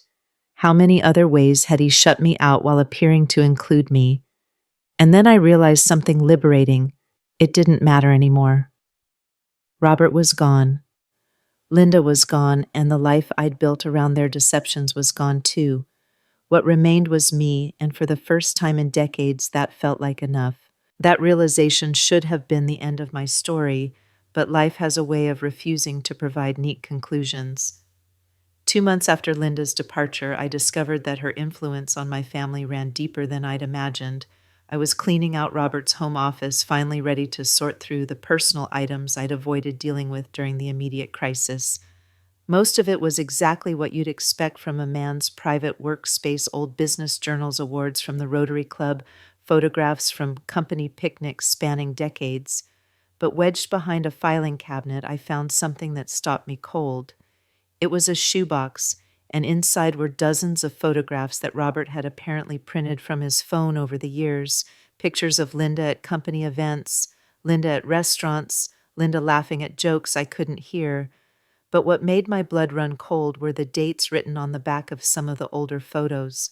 The earliest one was dated 7 years ago, not the 3 years Robert had claimed when he'd introduced her as his new assistant. 7 years. That meant Linda had been in Robert's life almost twice as long as anyone knew, including me. It meant their relationship had begun when I was still trying to be the perfect wife, when I was still believing that our marriage was solid and our future secure. I sat on Robert's office floor, surrounded by evidence of a deception so long and carefully planned that it took my breath away. 7 years of secret meetings, hidden affection, and gradual manipulation. 7 years of Linda positioning herself not just as Robert's lover, but as his emotional replacement for me. The phone rang while I was still processing this discovery. It was Ruth calling to check on how I was adjusting to my new life. "Margaret, you sound strange. Is everything okay?" "I found more pictures," I said, my voice barely steady. "Ruth, she has been in his life for 7 years, not 3. There was a long pause on the other end of the line. 7 years, are you sure? The dates are right here on the photographs. And Ruth, some of these pictures, they're not just business associates having lunch. These are intimate photos. Robert looking at her like she's the most beautiful woman in the world, her touching his hand across restaurant tables. This was a full-blown love affair that lasted for years while I was living in the same house, sleeping in the same bed, completely oblivious. Oh, honey, I'm so sorry. The worst part is that it means everything I thought I knew about our marriage was wrong, not just the last few years, but almost our entire last decade together. Every time Robert said he was working late, every business trip that seemed to run long, every time he was distant or distracted at home, it was all because of her. Ruth was quiet for a moment, and I could almost hear her thinking through the implications. "Margaret, this actually changes things legally. If you can prove that Linda was manipulating Robert for 7 years instead of 3, it strengthens the case for undue influence. You could reopen the will contest." "I don't want to reopen anything," I said, surprising myself with the vehemence in my voice. "I want to be done with this. I want to stop discovering new ways that my husband betrayed me." But even as I said it, I knew I wasn't done, because finding those photographs had answered one question and raised a dozen more. If Linda had been manipulating Robert for 7 years, what else had she been doing? What other secrets were waiting to be uncovered? That evening, Daniel came for dinner, as had become our custom. I showed him the photographs, watching his face change as he realized the full scope of what his father had hidden from us. "My God, Mom. This means she was already in his life when I graduated from college, when you and Dad came to my wedding, when we had those Christmas dinners where everything seemed so normal. It means your father was living a double life for most of your adult relationship with him." Daniel picked up one of the photographs, a picture of Robert and Linda, at what appeared to be a romantic dinner. The date on the back was 3 years ago, right around the time Daniel had started his own business and been asking his father for financial advice. "Mom, do you remember when I wanted to expand my consulting practice and Dad said he couldn't help because business was tight? Of course, you were so disappointed." According to your financial records, that was the same month Dad gave Linda a $20,000 bonus. Daniel's voice was tight with anger. He told his own son he couldn't afford to help with a business loan, then turned around and gave his mistress more money than I was asking for. I watched my son process this new layer of betrayal, and I felt a familiar surge of protective fury. It was one thing for Robert to deceive me, but seeing the pain in Daniel's eyes reminded me that his father's choices had damaged more than just our marriage. Daniel, I need to ask you something, and I need you to be completely honest with me. Okay. When did you first suspect something was going on between your father and Linda? My son was quiet for a long time, staring at the photographs spread across my kitchen table. When he finally spoke, his voice was barely above a whisper. I think I knew for years, but I didn't want to know if that makes sense. Tell me. There were little things. The way Dad's face would light up when Linda called, even during family dinners. The way he always seemed to know details about her personal life, what she did on weekends, what movies she liked, what kind of food she preferred. Things a boss might know about an employee, but not with that level of intimacy. Daniel paused, picking up another photograph. And then there were the business trips. Dad started traveling a lot more frequently about 4 years ago, always for client meetings that seemed to require overnight stays. But when I offered to help with some of those accounts, he'd get defensive and say he preferred to handle them personally.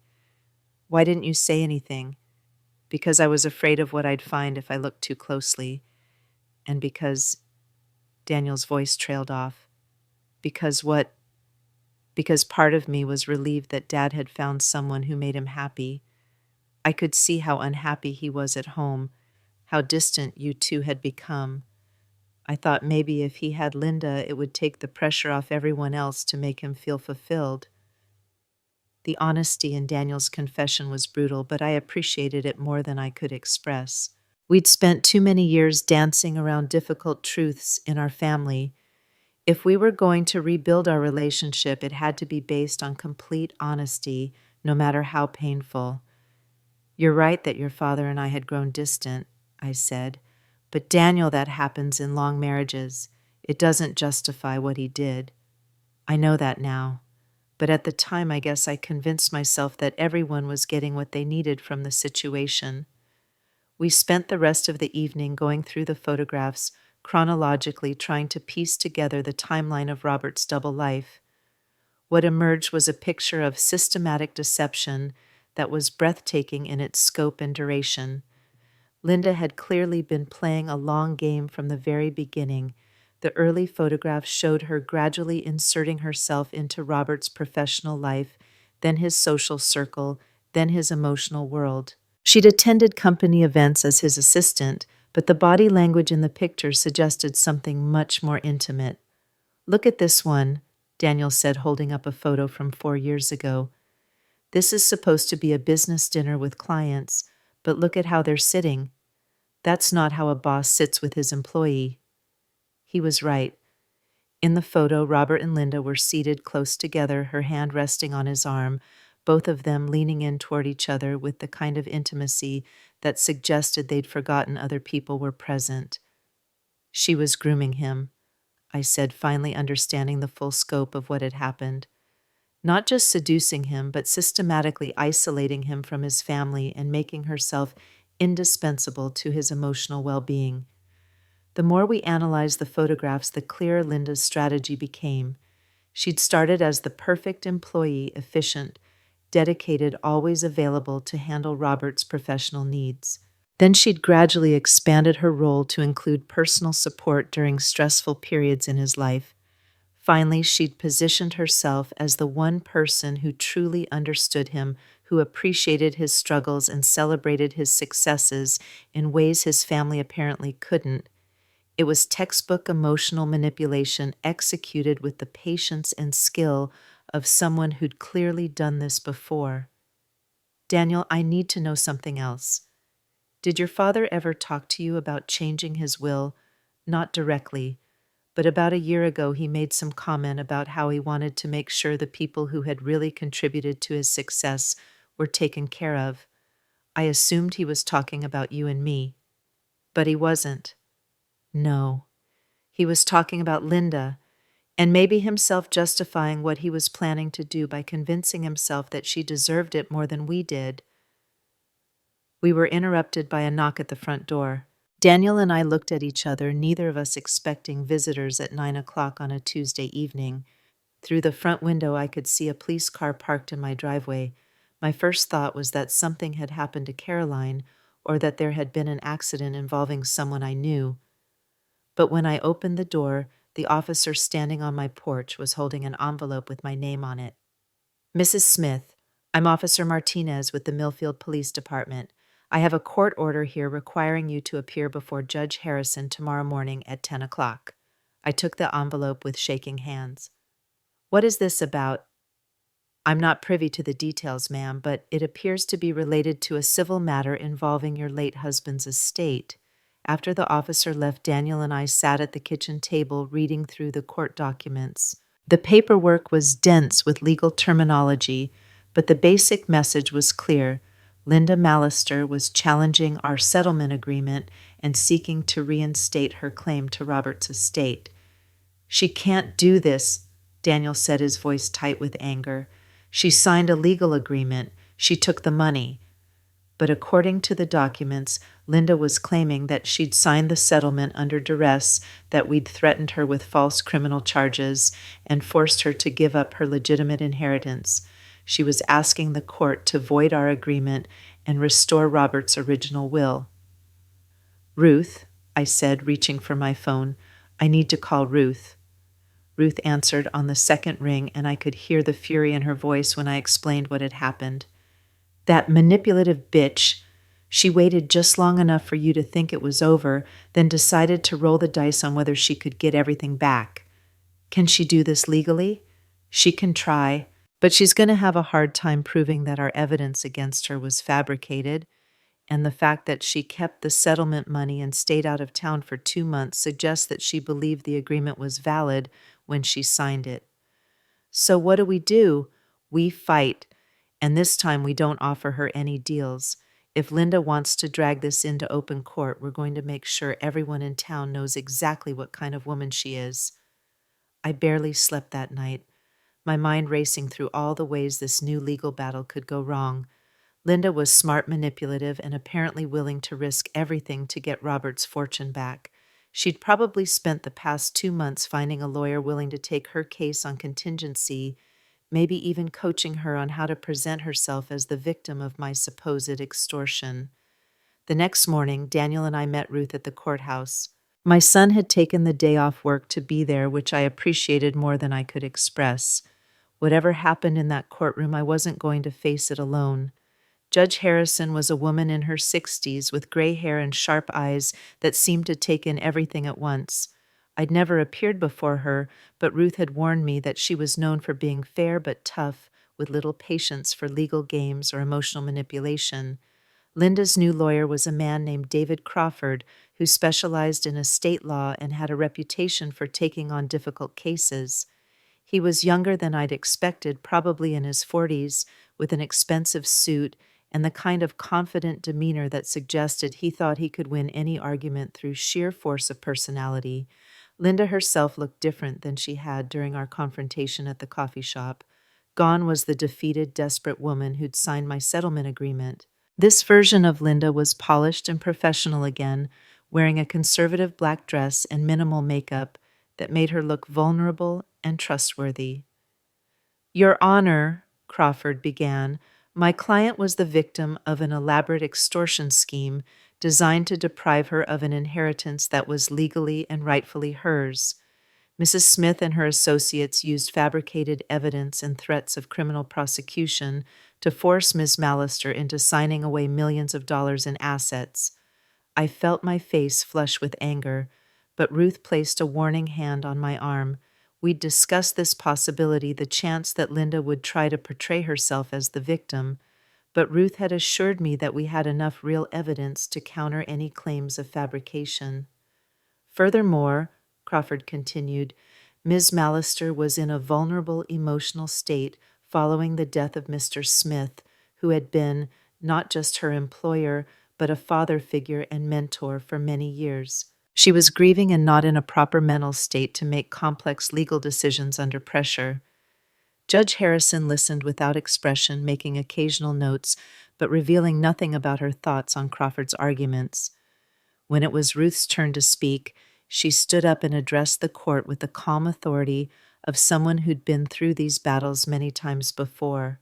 Your Honor, Ms. Mallister's claims of extortion and fabricated evidence are not only false, they're insulting to this court's intelligence. The evidence we presented to Ms. Mallister was genuine and overwhelming. We have bank records, forged checks, fraudulent credit card charges, and testimony from multiple witnesses that clearly establish a pattern of embezzlement and financial manipulation. Ruth opened her briefcase and pulled out copies of the same documents we'd shown Linda 2 months earlier. Ms. Mallister wasn't the victim of extortion. She was caught red-handed stealing from her employer and manipulating him into changing his will through a combination of sexual manipulation and emotional abuse. When confronted with undeniable proof of her crimes, she chose to settle rather than face criminal prosecution. Objection, Crawford interrupted. Counsel is making inflammatory accusations without basis in fact. Your Honor, see, Ruth responded. I'm prepared to provide extensive documentation of every claim I've made.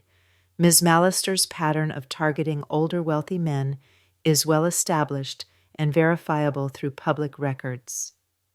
Judge Harrison held up a hand for silence. I'm going to hear testimony from all parties before making any decisions about the validity of these competing claims. Ms. Mallister, you'll testify first. Linda took the witness stand with the composed demeanor of someone who'd been coached extensively on how to present her story. Her voice was soft, emotional, but controlled as she began to describe her relationship with Robert. Robert Smith was like a father to me, she said, dabbing at her eyes with a tissue. I'd lost both my parents when I was young, and working for him gave me the kind of stability and guidance I'd never had before. It was a compelling performance, I had to admit.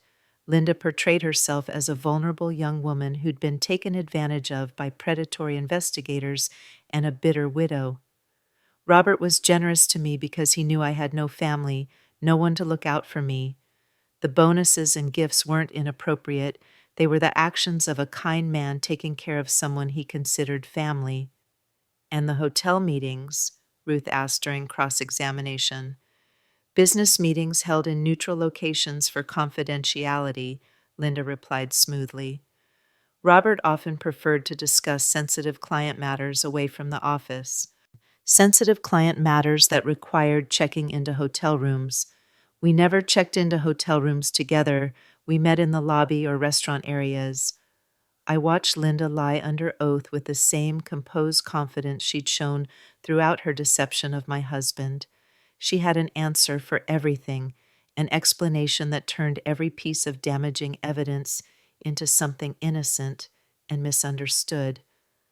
But Ruth had been preparing for this moment for weeks, and when she began presenting our evidence, the careful facade Linda had constructed began to crack.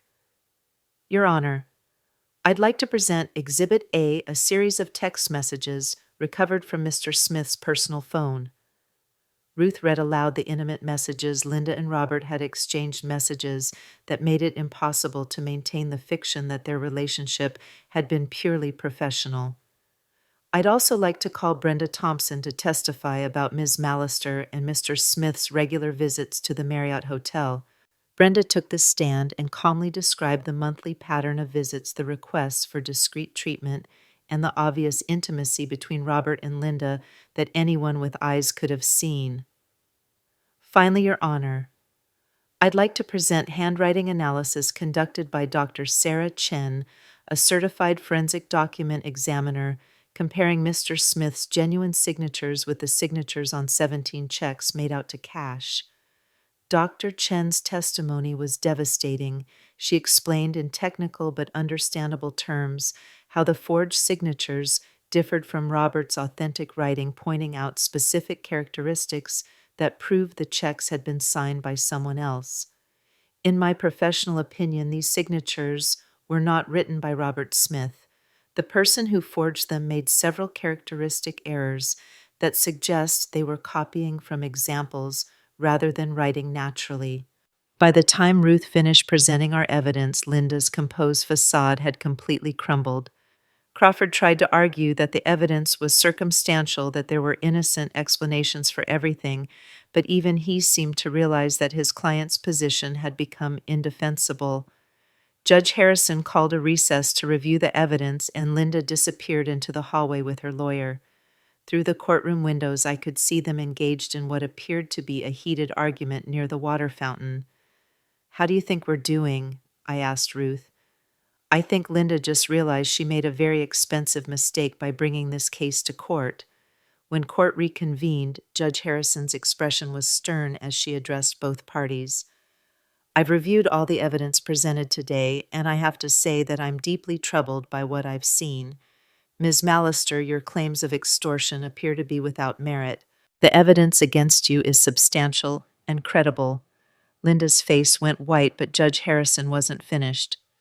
"Furthermore, your decision to challenge a settlement agreement that you voluntarily signed after being presented with evidence of potential criminal activity suggests a pattern of poor judgment that calls into question your fitness to inherit such a substantial estate."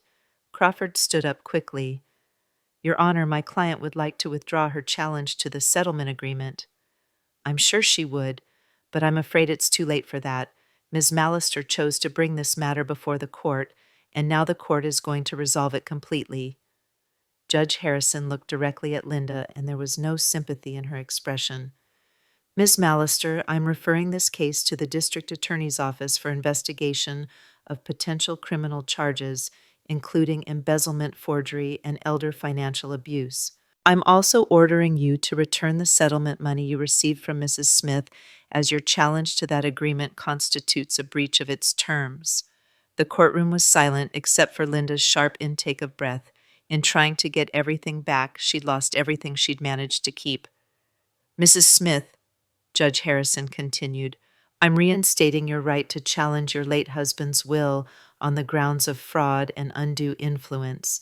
Given the evidence presented today, I believe you have a strong case for having that will declared invalid." As we left the courthouse, Linda was standing by her BMW in the parking lot crying into her phone. She looked up as we passed, and for a moment our eyes met.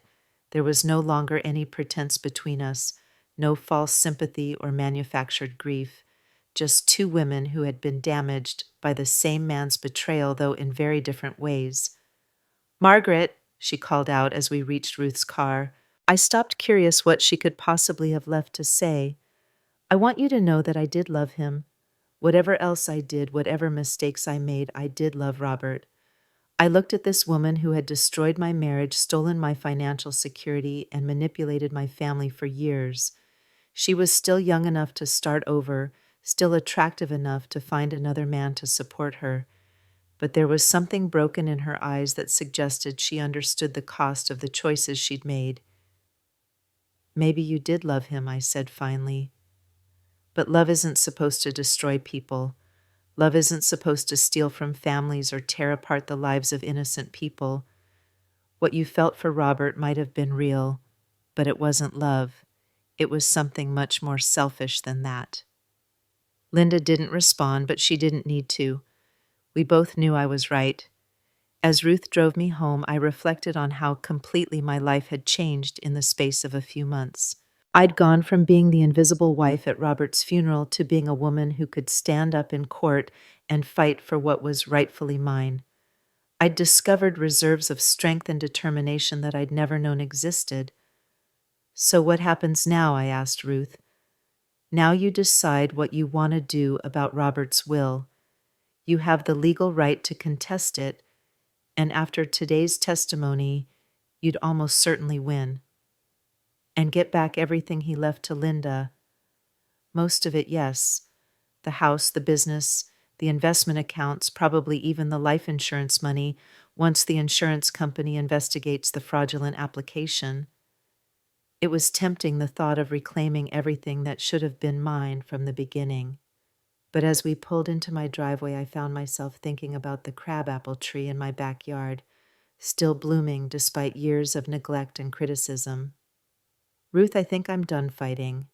"What do you mean?"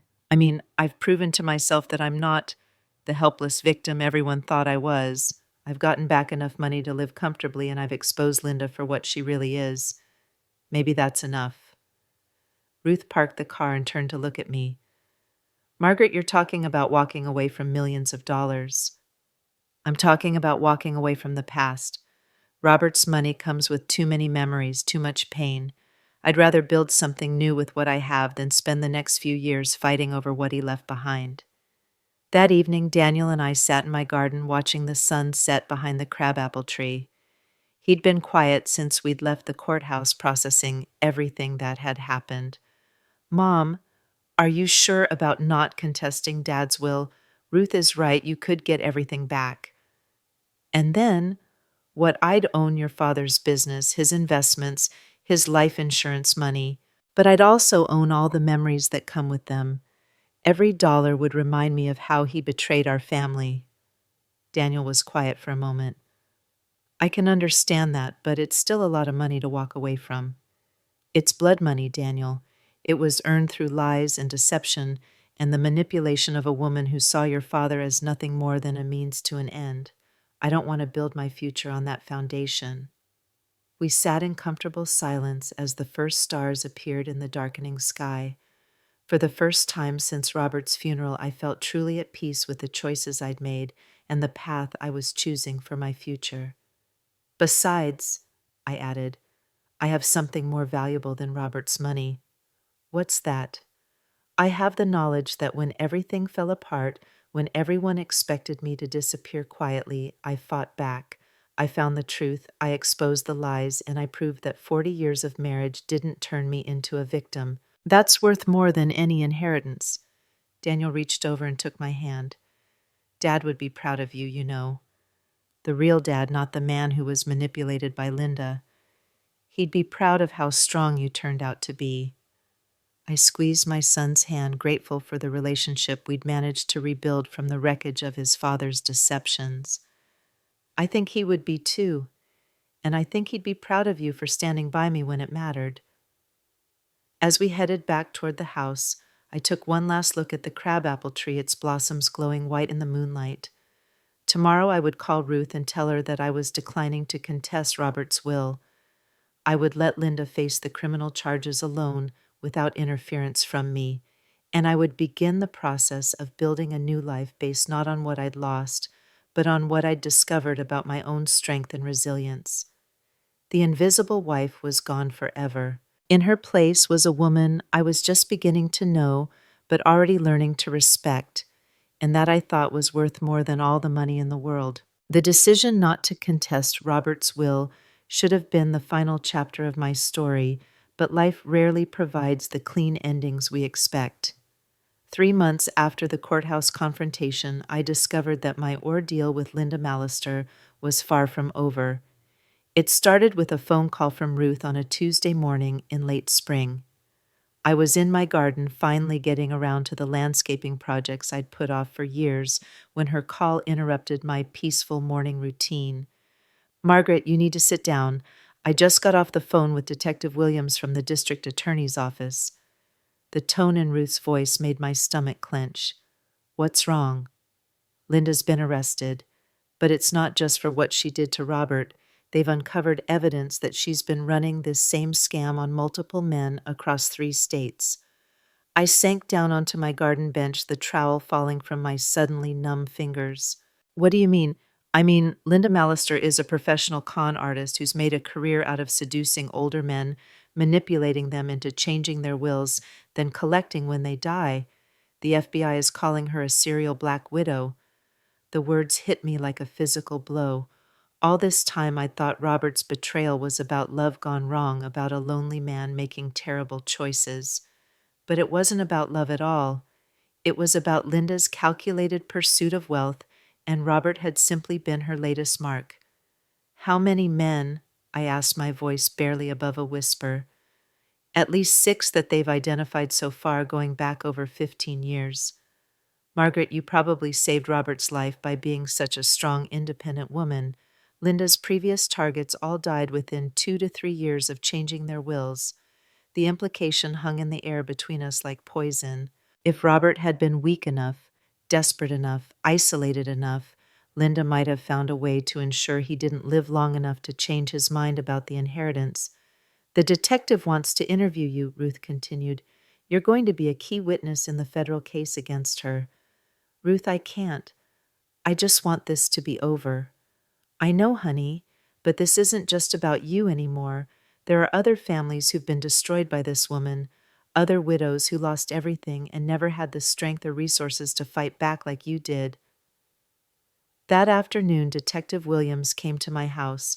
She was a woman in her 40s with kind eyes and a no-nonsense demeanor that reminded me of Ruth. She spread photographs across my kitchen table, and I found myself staring at faces that told a heartbreaking story. This is Harold Morrison, she said, pointing to a photo of a distinguished-looking man in his 70s. Linda worked as his housekeeper for 2 years after his wife died. He changed his will to leave her his restaurant chain, then died of what appeared to be a stroke 6 months later. She pointed to another photo. James Fletcher, age 64.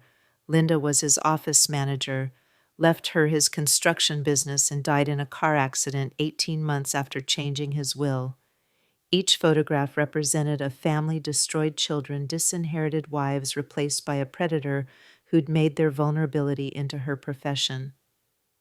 We believe Linda has killed at least 3 of these men, Detective Williams said quietly.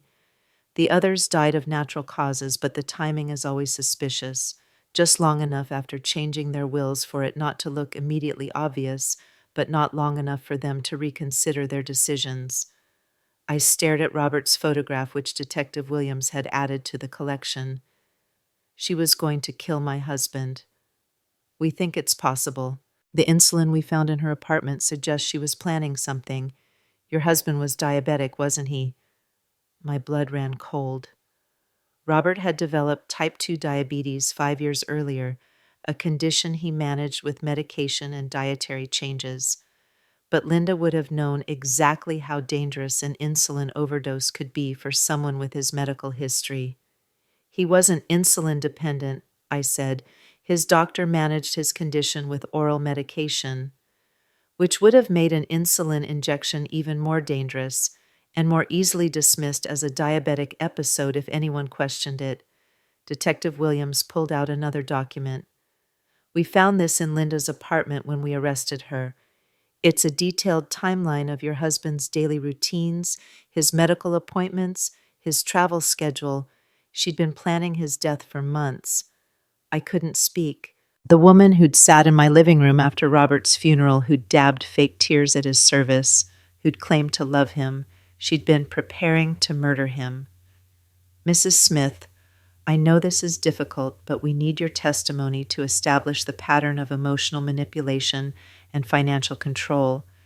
Your case is unique because you fought back and documented everything. Most of Linda's other victims' families never knew what really happened. Over the following weeks, I found myself pulled back into Linda's web of deception, this time as a witness, helping to unravel crimes that spanned decades. The FBI investigation revealed a methodical predator who'd studied her targets with the precision of a scientist. Linda had profiles on all her victims, detailed psychological assessments that helped her determine the most effective way to manipulate each man. Robert's file, which they found on her laptop, made for particularly painful reading. Subject shows classic signs of midlife dissatisfaction. One entry read, "Wife appears strong and independent, which subject interprets as lack of need for his support. Significant business success, but feels unappreciated at home. Vulnerability, desire to feel needed and valued." Another entry dated 2 years before Robert's death. Subject increasingly dependent on validation from me. Wife seems oblivious to his emotional needs. Recommend increasing intimate contact while positioning myself as indispensable to business operations. The clinical coldness of Linda's observations about my marriage was almost worse than learning about the affair itself. She'd studied Robert like a specimen, identifying his weaknesses and exploiting them with scientific precision. But the most chilling entry was dated just 3 months before Robert's death. Subject has changed will as planned.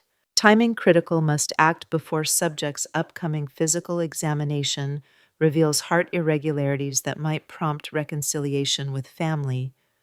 Linda had known Robert was dying. His heart condition, the chest pains he'd hidden from me, the irregular heartbeat, she'd been aware of all of it. And instead of encouraging him to seek treatment or spend his final months reconnecting with his family, she'd been planning to accelerate his death to protect her inheritance.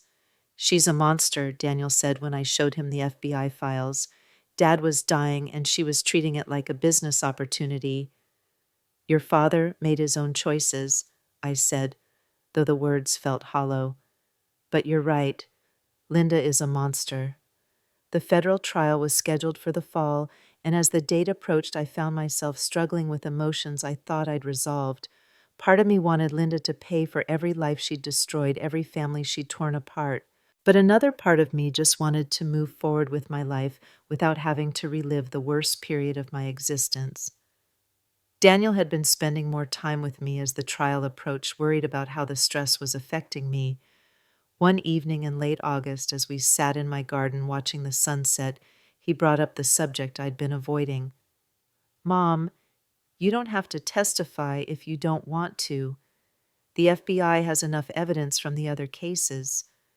But they said my testimony was important because I documented everything so thoroughly. "Your mental health is more important than their case." I looked at my son, this man who'd grown so much over the past year, who'd learned to put family loyalty above his father's memory. "Daniel, what do you think I should do? I think you should do whatever feels right to you, not what's right for the FBI or for Linda's other victims or for anyone else. What's right for Margaret Smith." That night I called Ruth and told her I'd decided to testify.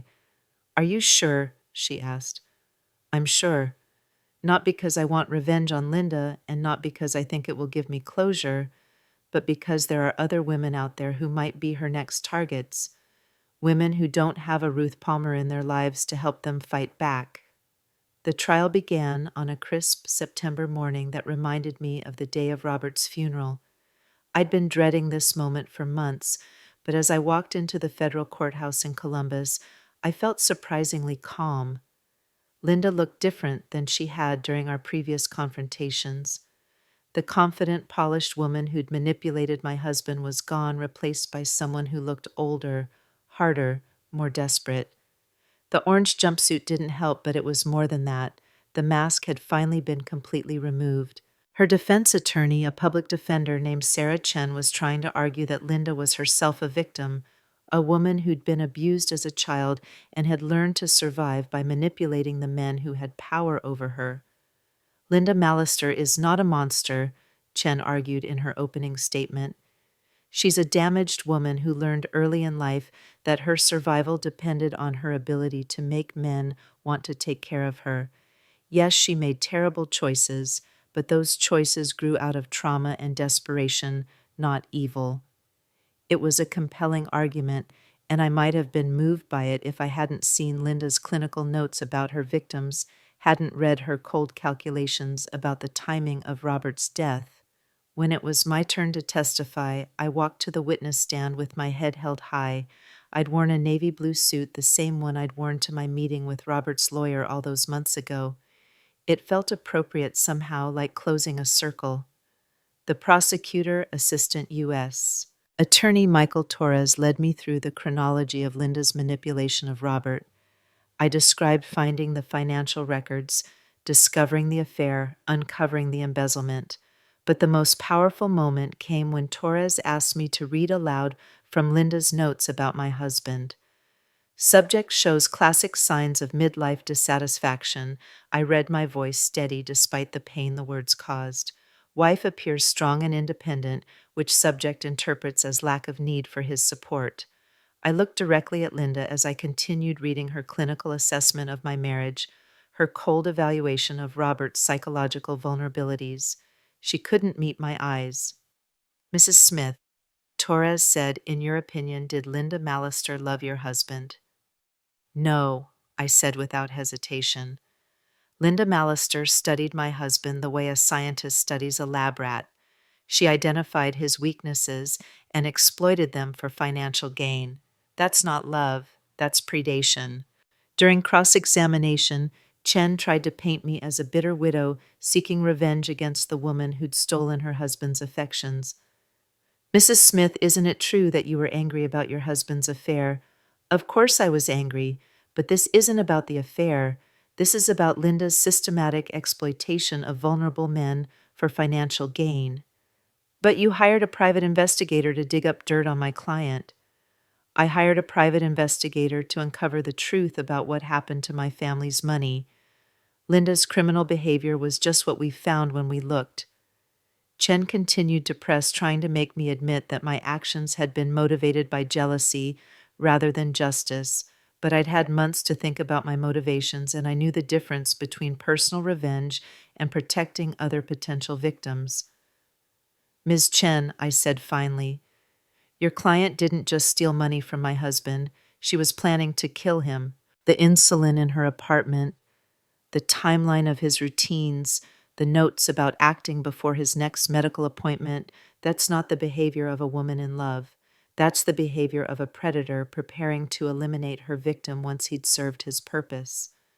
The courtroom was silent, and I could see the impact my words had on the jury. Linda's face had gone white, and for the first time since the trial began, she looked genuinely frightened. The trial lasted 2 weeks with testimony from Linda's other victims' families, FBI agents, and forensic accountants who'd traced her financial crimes across multiple states. The evidence was overwhelming, painting a picture of a woman who'd made a career out of destroying families for profit. But the most damaging testimony came from Linda's former roommate, a woman named Jessica Torres, who'd known her before she'd started targeting wealthy men. Linda used to practice, Jessica testified. She'd study older men at restaurants or social events, analyzing their body language, their conversation patterns, their apparent wealth. She called it market research. Did she ever express remorse about what she was doing? The prosecutor asked. Never. She used to say that rich men were fair game because they'd gotten their money by exploiting other people. She thought she was just evening the score. Jessica's testimony destroyed any remaining sympathy the jury might have had for Linda. This wasn't a damaged woman making desperate choices. This was a calculating predator who'd turned emotional manipulation into a business model. When the guilty verdict was announced, Linda collapsed into her chair sobbing. But they weren't tears of remorse, they were tears of frustrated rage at being caught. Even in defeat, she couldn't summon genuine emotion for the lives she'd destroyed. The sentencing hearing was held 3 weeks later. Family members of Linda's victims were allowed to make impact statements, and I listened as widow after widow described the devastation Linda had caused in their lives. Martha Fletcher, whose husband James had died in the suspicious car accident, spoke about losing not just her husband, but her home, her security, and her relationship with her children, who blamed her for not fighting harder to contest the will.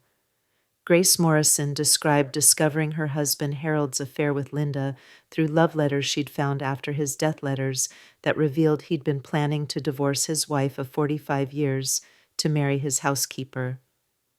When it was my turn to speak, I stood at the podium and looked directly at Linda, who was sitting at the defendant's table with her head down. Linda Mallister didn't just steal money from my family, I said. She stole years of honest marriage, destroyed my relationship with my son, and robbed my husband of the chance to die with dignity and honor.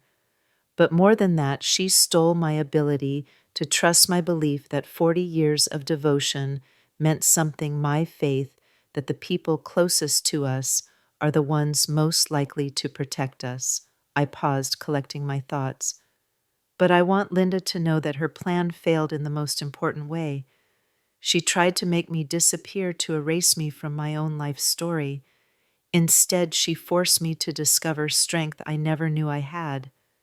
She turned me from an invisible wife into a woman who could stand up in federal court and demand justice.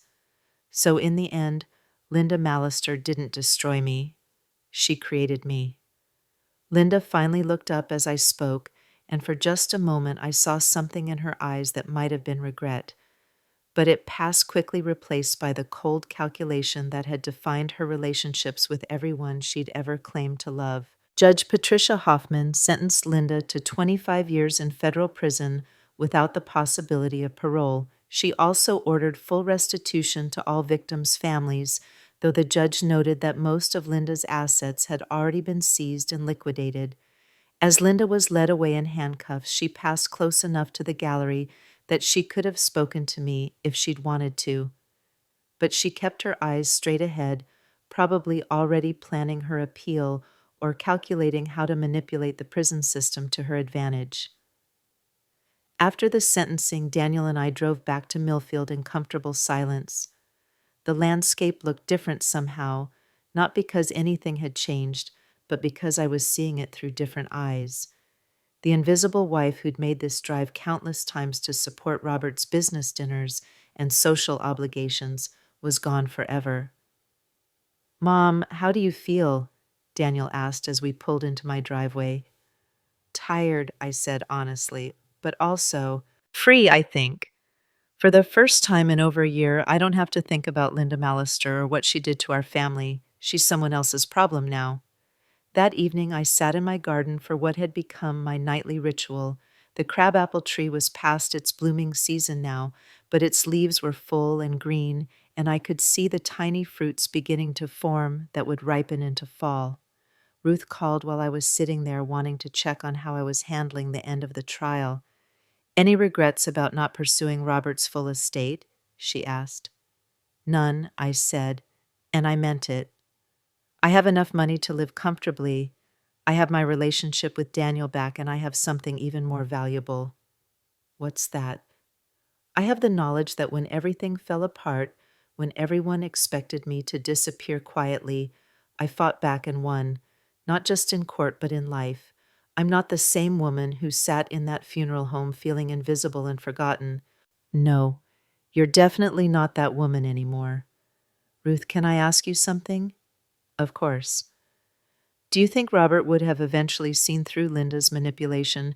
If he'd lived longer, do you think he would have realized what she was—" Ruth was quiet for a long time.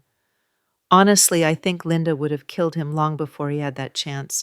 But if somehow he had survived and seen her true nature, I think he would have been devastated by what he'd done to his family. I think so too, and I think that's why I can forgive him finally. Not for what he did, but for being human enough to fall victim to someone whose entire life was built around exploiting human weaknesses." After Ruth hung up, I continued sitting in my garden as the stars came out. Tomorrow I was meeting with a realtor about selling the house. It held too many memories of my life with Robert, too many reminders of the woman I used to be. I was ready for something smaller, something that was entirely mine, something that had never been touched by Linda Mallister's poison. Daniel had been surprised by my decision to move, worried that I was running away from my problems. But I wasn't running away. I was moving towards something better, a life built on my own choices, my own values, my own definitions of success and happiness. The settlement money from Linda, combined with what I'd recovered during the trial, was enough to buy a small house near the lake, maybe even travel a little. I'd never been to Europe, something Robert had always said we'd do someday. Now someday was going to be next spring, and I was going alone, which felt exactly right. As I prepared to go inside, I took one last look at the crabapple tree. In the morning, I'd asked Daniel to help me carefully dig it up and transplant it to my new garden. It had survived years of neglect, and criticism, had bloomed more beautifully than anyone expected, had proven that sometimes the things people want to discard are actually the strongest of all, just like me. 6 months later, I was unpacking books in my new living room when Daniel arrived with Chinese takeout and a bottle of wine. "How's the settling in going?" he asked, looking around at the small but bright space I'd created for myself. "Better than I expected. I love being able to see the lake from every window." We ate dinner on my new deck, watching the sun set over the water. Daniel had news he was dating someone seriously for the first time since his divorce, a woman named Sarah who made him laugh and didn't seem intimidated by his complicated family history. "I'd like you to meet her soon," he said, if you're ready for that." "I'm ready," I said, and I was. The woman who'd been too consumed with grief and betrayal to think about the future was gone, replaced by someone who was genuinely excited about what came next. Mom, can I ask you something? Always. Do you ever miss Dad, not the man who betrayed you, but the man you married 40 years ago? I thought about it looking out over the lake where a family of ducks was swimming in formation. I miss parts of him, I said finally. I miss the young man who used to bring me flowers for no reason, who stayed up all night with me when you had croup as a baby, who was so proud when I got my real estate license. But that man disappeared long before Linda came into our lives. I think I'd been mourning him for years without realizing it. And now I'm focused on the future instead of the past. I'm discovering who Margaret Smith is when she's not defined by being Robert's wife or Daniel's mother or anyone else's anything. It's scary and exciting and exactly what I need to be doing. Daniel reached across the table and took my hand. I'm proud of you, Mom, for fighting back, for testifying at the trial, for starting over. You're the strongest person I know. I'm the strongest person I know, too, I said, smiling, and that's something I never would have been able to say a year ago. As Daniel prepared to leave, he paused at my front door. Mom, do you think you'll ever get married again? The question caught me off guard. I haven't really thought about it. Why? Because you deserve to be loved by someone who appreciates what an amazing woman you are, someone who would never take you for granted or make you feel invisible. I hugged my son goodbye, touched by his concern for my happiness. Maybe someday, I said, but for right now I'm learning to love myself, and that feels like enough. After Daniel left, I walked out to my small garden where I'd transplanted the crabapple tree. It had taken well to its new location, already showing signs of new growth despite the trauma of being uprooted. I thought about Linda Mallister spending her days in a federal prison cell, probably still calculating how to manipulate the system to her advantage. I thought about Robert buried in Millfield Cemetery under a headstone that told only part of his story. I thought about the woman I'd been a year ago, sitting in a funeral home feeling erased from her own life. But mostly I thought about the future, about the trip to Europe I was planning, about the volunteer work I wanted to do with other women who'd experienced financial abuse, about the small life I was building that was entirely my own. The invisible wife was gone forever, and I didn't miss her at all. In her place was a woman who had learned that strength isn't something you're born with, it's something you discover when you have no other choice. A woman who had proven that 40 years of marriage to the wrong man couldn't define her, that betrayal could become transformation, that sometimes losing everything is the first step toward finding yourself. As I stood in my garden looking out over the lake where the moon was casting silver paths across the water, I made myself a promise. I would never again make myself small to accommodate someone else's ego. I would never again mistake being needed for being loved. And I would never again allow anyone to make me feel invisible in my own life. The crabapple tree rustled in the evening breeze, its leaves catching the moonlight like small mirrors.